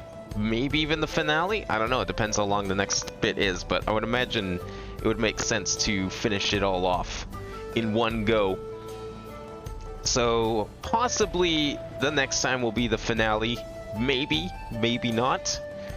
I don't know if I'll be streaming tomorrow necessarily, but it'll be either Thursday or Friday. Will probably be the final part. Or second to last part, whatever part is next. But for now, that will be it. A lot of revelations. We did make our way to Solution 9, so we're almost there. I'm looking forward to finding out what exactly Area 6 is, because I'm assuming they're still in Area 6. Where is it? Shared Fates. Well, we technically don't have any for here, but I'm sure there's an Area 6. If we look on this, like, we have a couple spots here. I feel like there's gotta be another area here or something. I mean, if we look at some of the other areas, I don't know, like, okay, how many teleports do we have here? We have 1, 2, 3, 4, 5, 6, 7, 8, 9, 10, 11, 12, 13, 14, 15. We have 15 teleports so far. As for Endwalker, actually, let's look at here. 1, 2, 3, 4, 5, 6, 7, 8, 9, 10, 11, 12, 13, 14, 15. 16, 17. So we have 17 on that one. We look at like, well, I don't know if this really counts either. This is different. This was a smaller expansion of sorts. That one's weird. That's not a good one to count. How about this one? 1, 2, 3, 4, 5, 6, 7, 8, 9, 10, 11, 12, 13, 14, 15, 16. Or one short on that one. Even so, it's still over. It's almost 17. 1, 2, 3, 4, 5, 6, 7, 8, 9, 10, 11, 12, 13, 14, 15, 16, 17. This one at 18 even. I don't know. Either way, there's probably one more area. There's always 6.